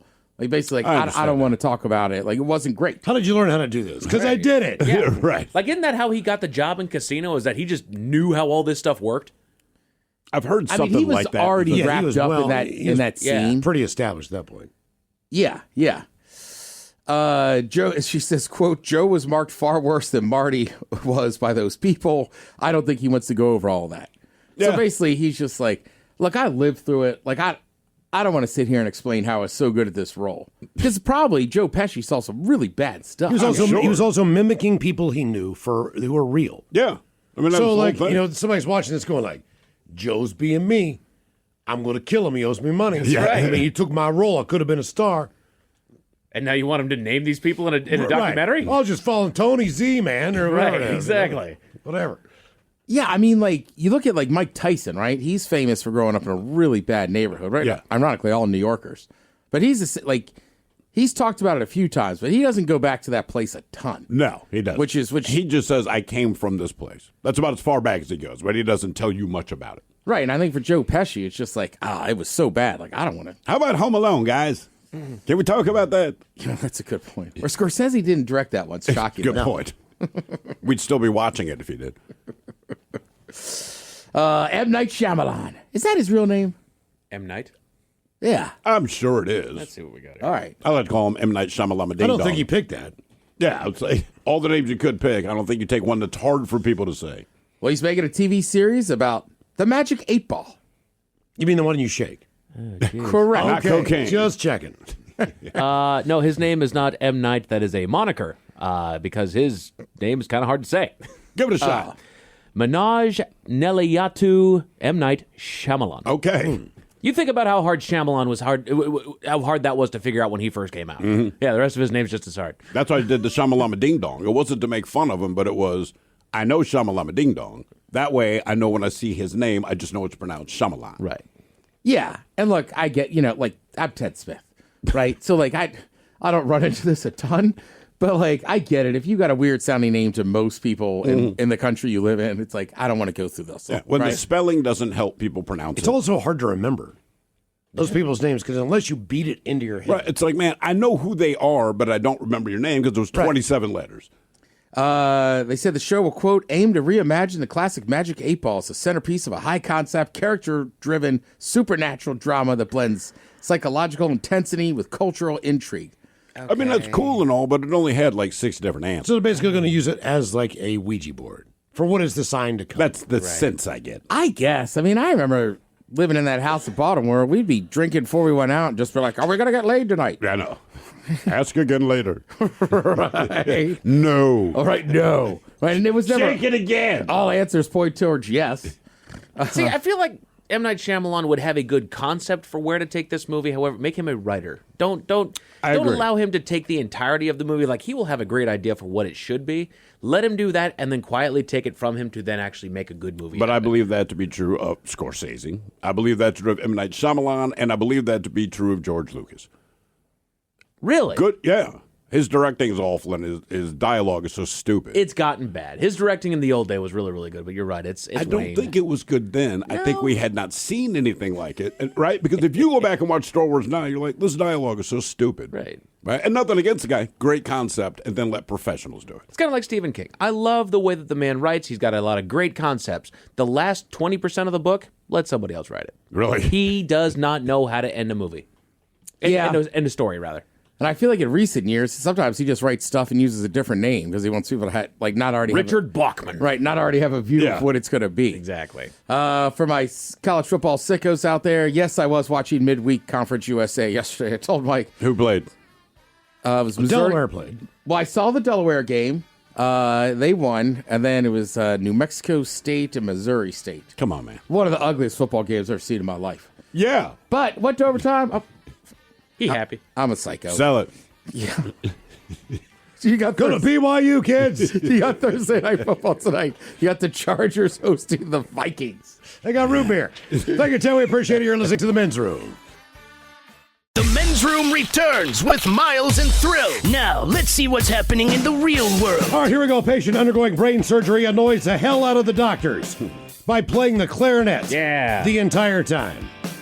Meanwhile, an 89-year-old woman eating pizza at a pizza parlor didn't expect to be the victim of crime. Woman goes to see her uncle at a senior center, discovered he's been dead for 4 days. Man in England now busted with 12 grand in coke as his lips had a white frosty glaze. And a Washington man doing DoorDash gives a couple with their 7 children on the side of the road a ride.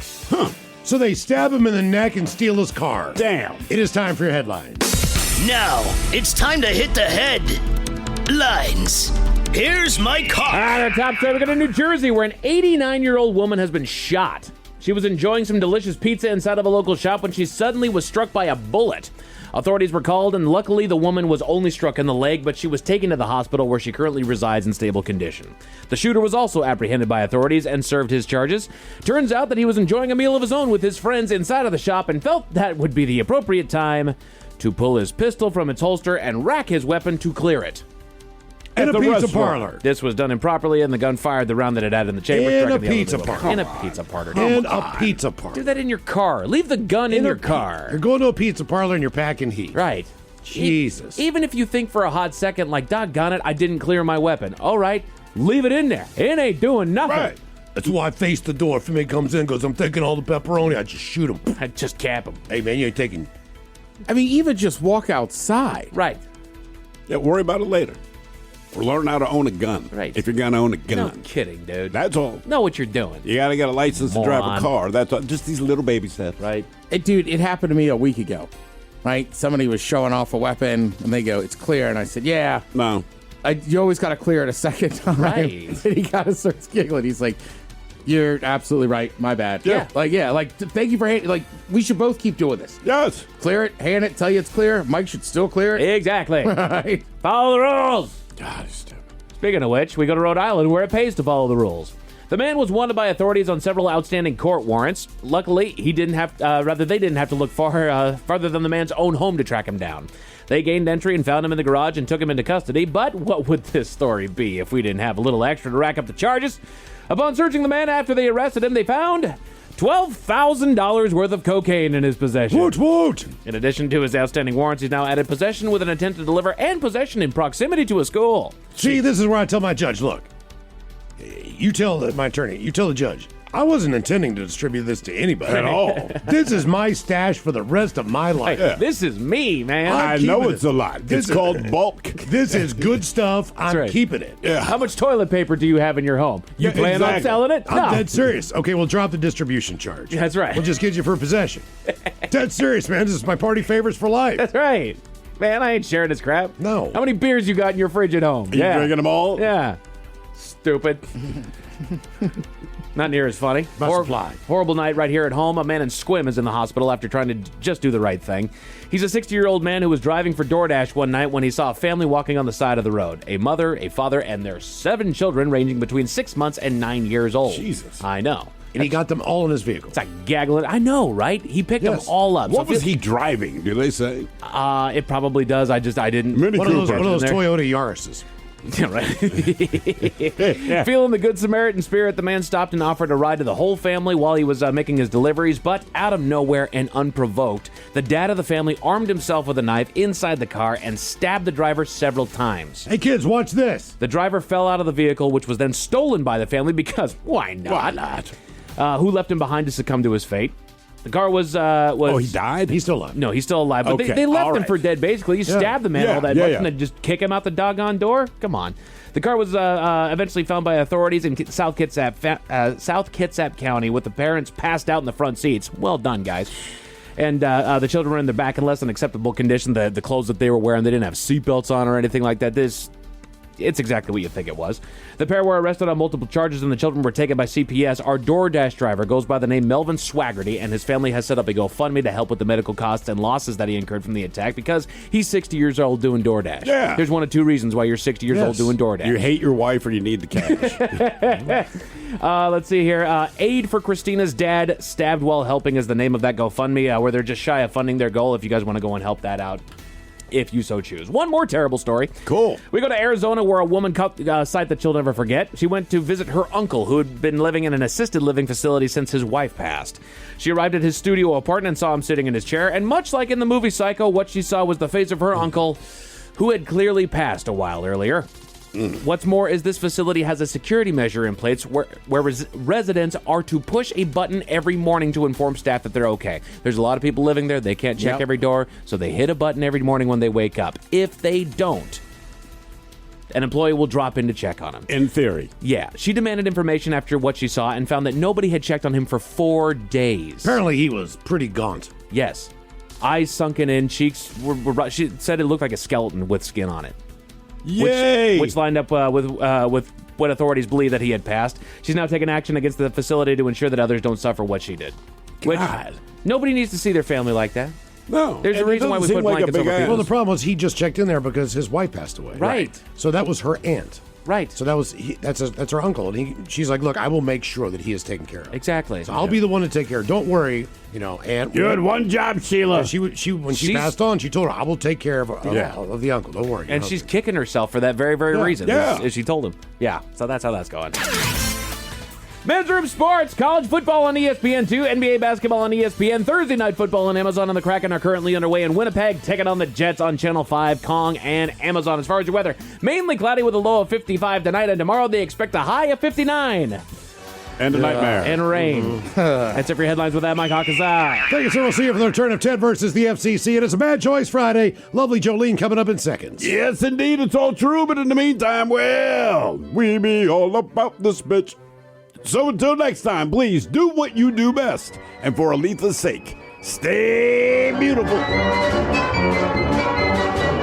The Men's Room has been taped before a live studio audience. Wardrobe and makeup provided by Mantastic Limited. This has been a presentation of the Men's Room Radio Network. Oh, man! A Double Flush production.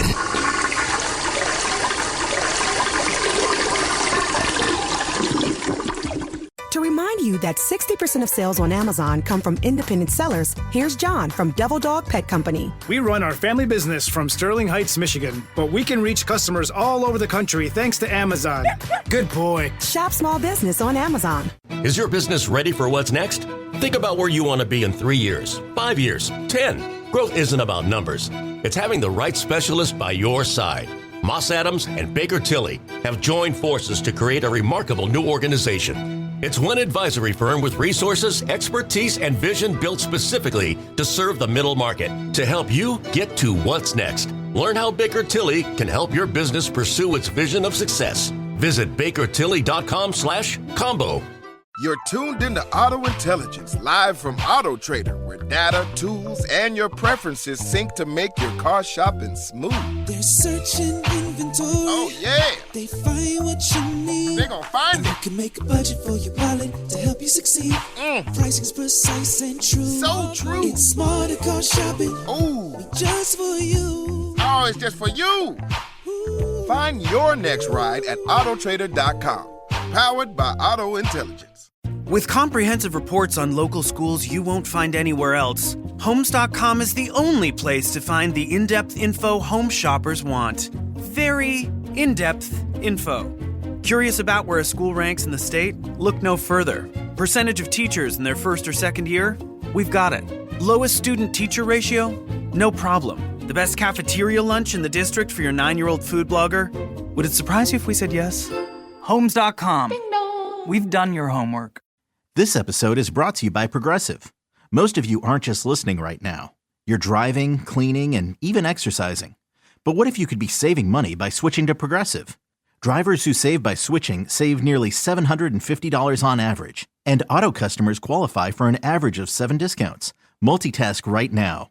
Quote today at Progressive.com. Progressive Casualty Insurance Company and Affiliates. National average 12-month savings of $744 by new customers surveyed who saved with Progressive between June 2022 and May 2023. Potential savings will vary. Discounts not available in all states and situations.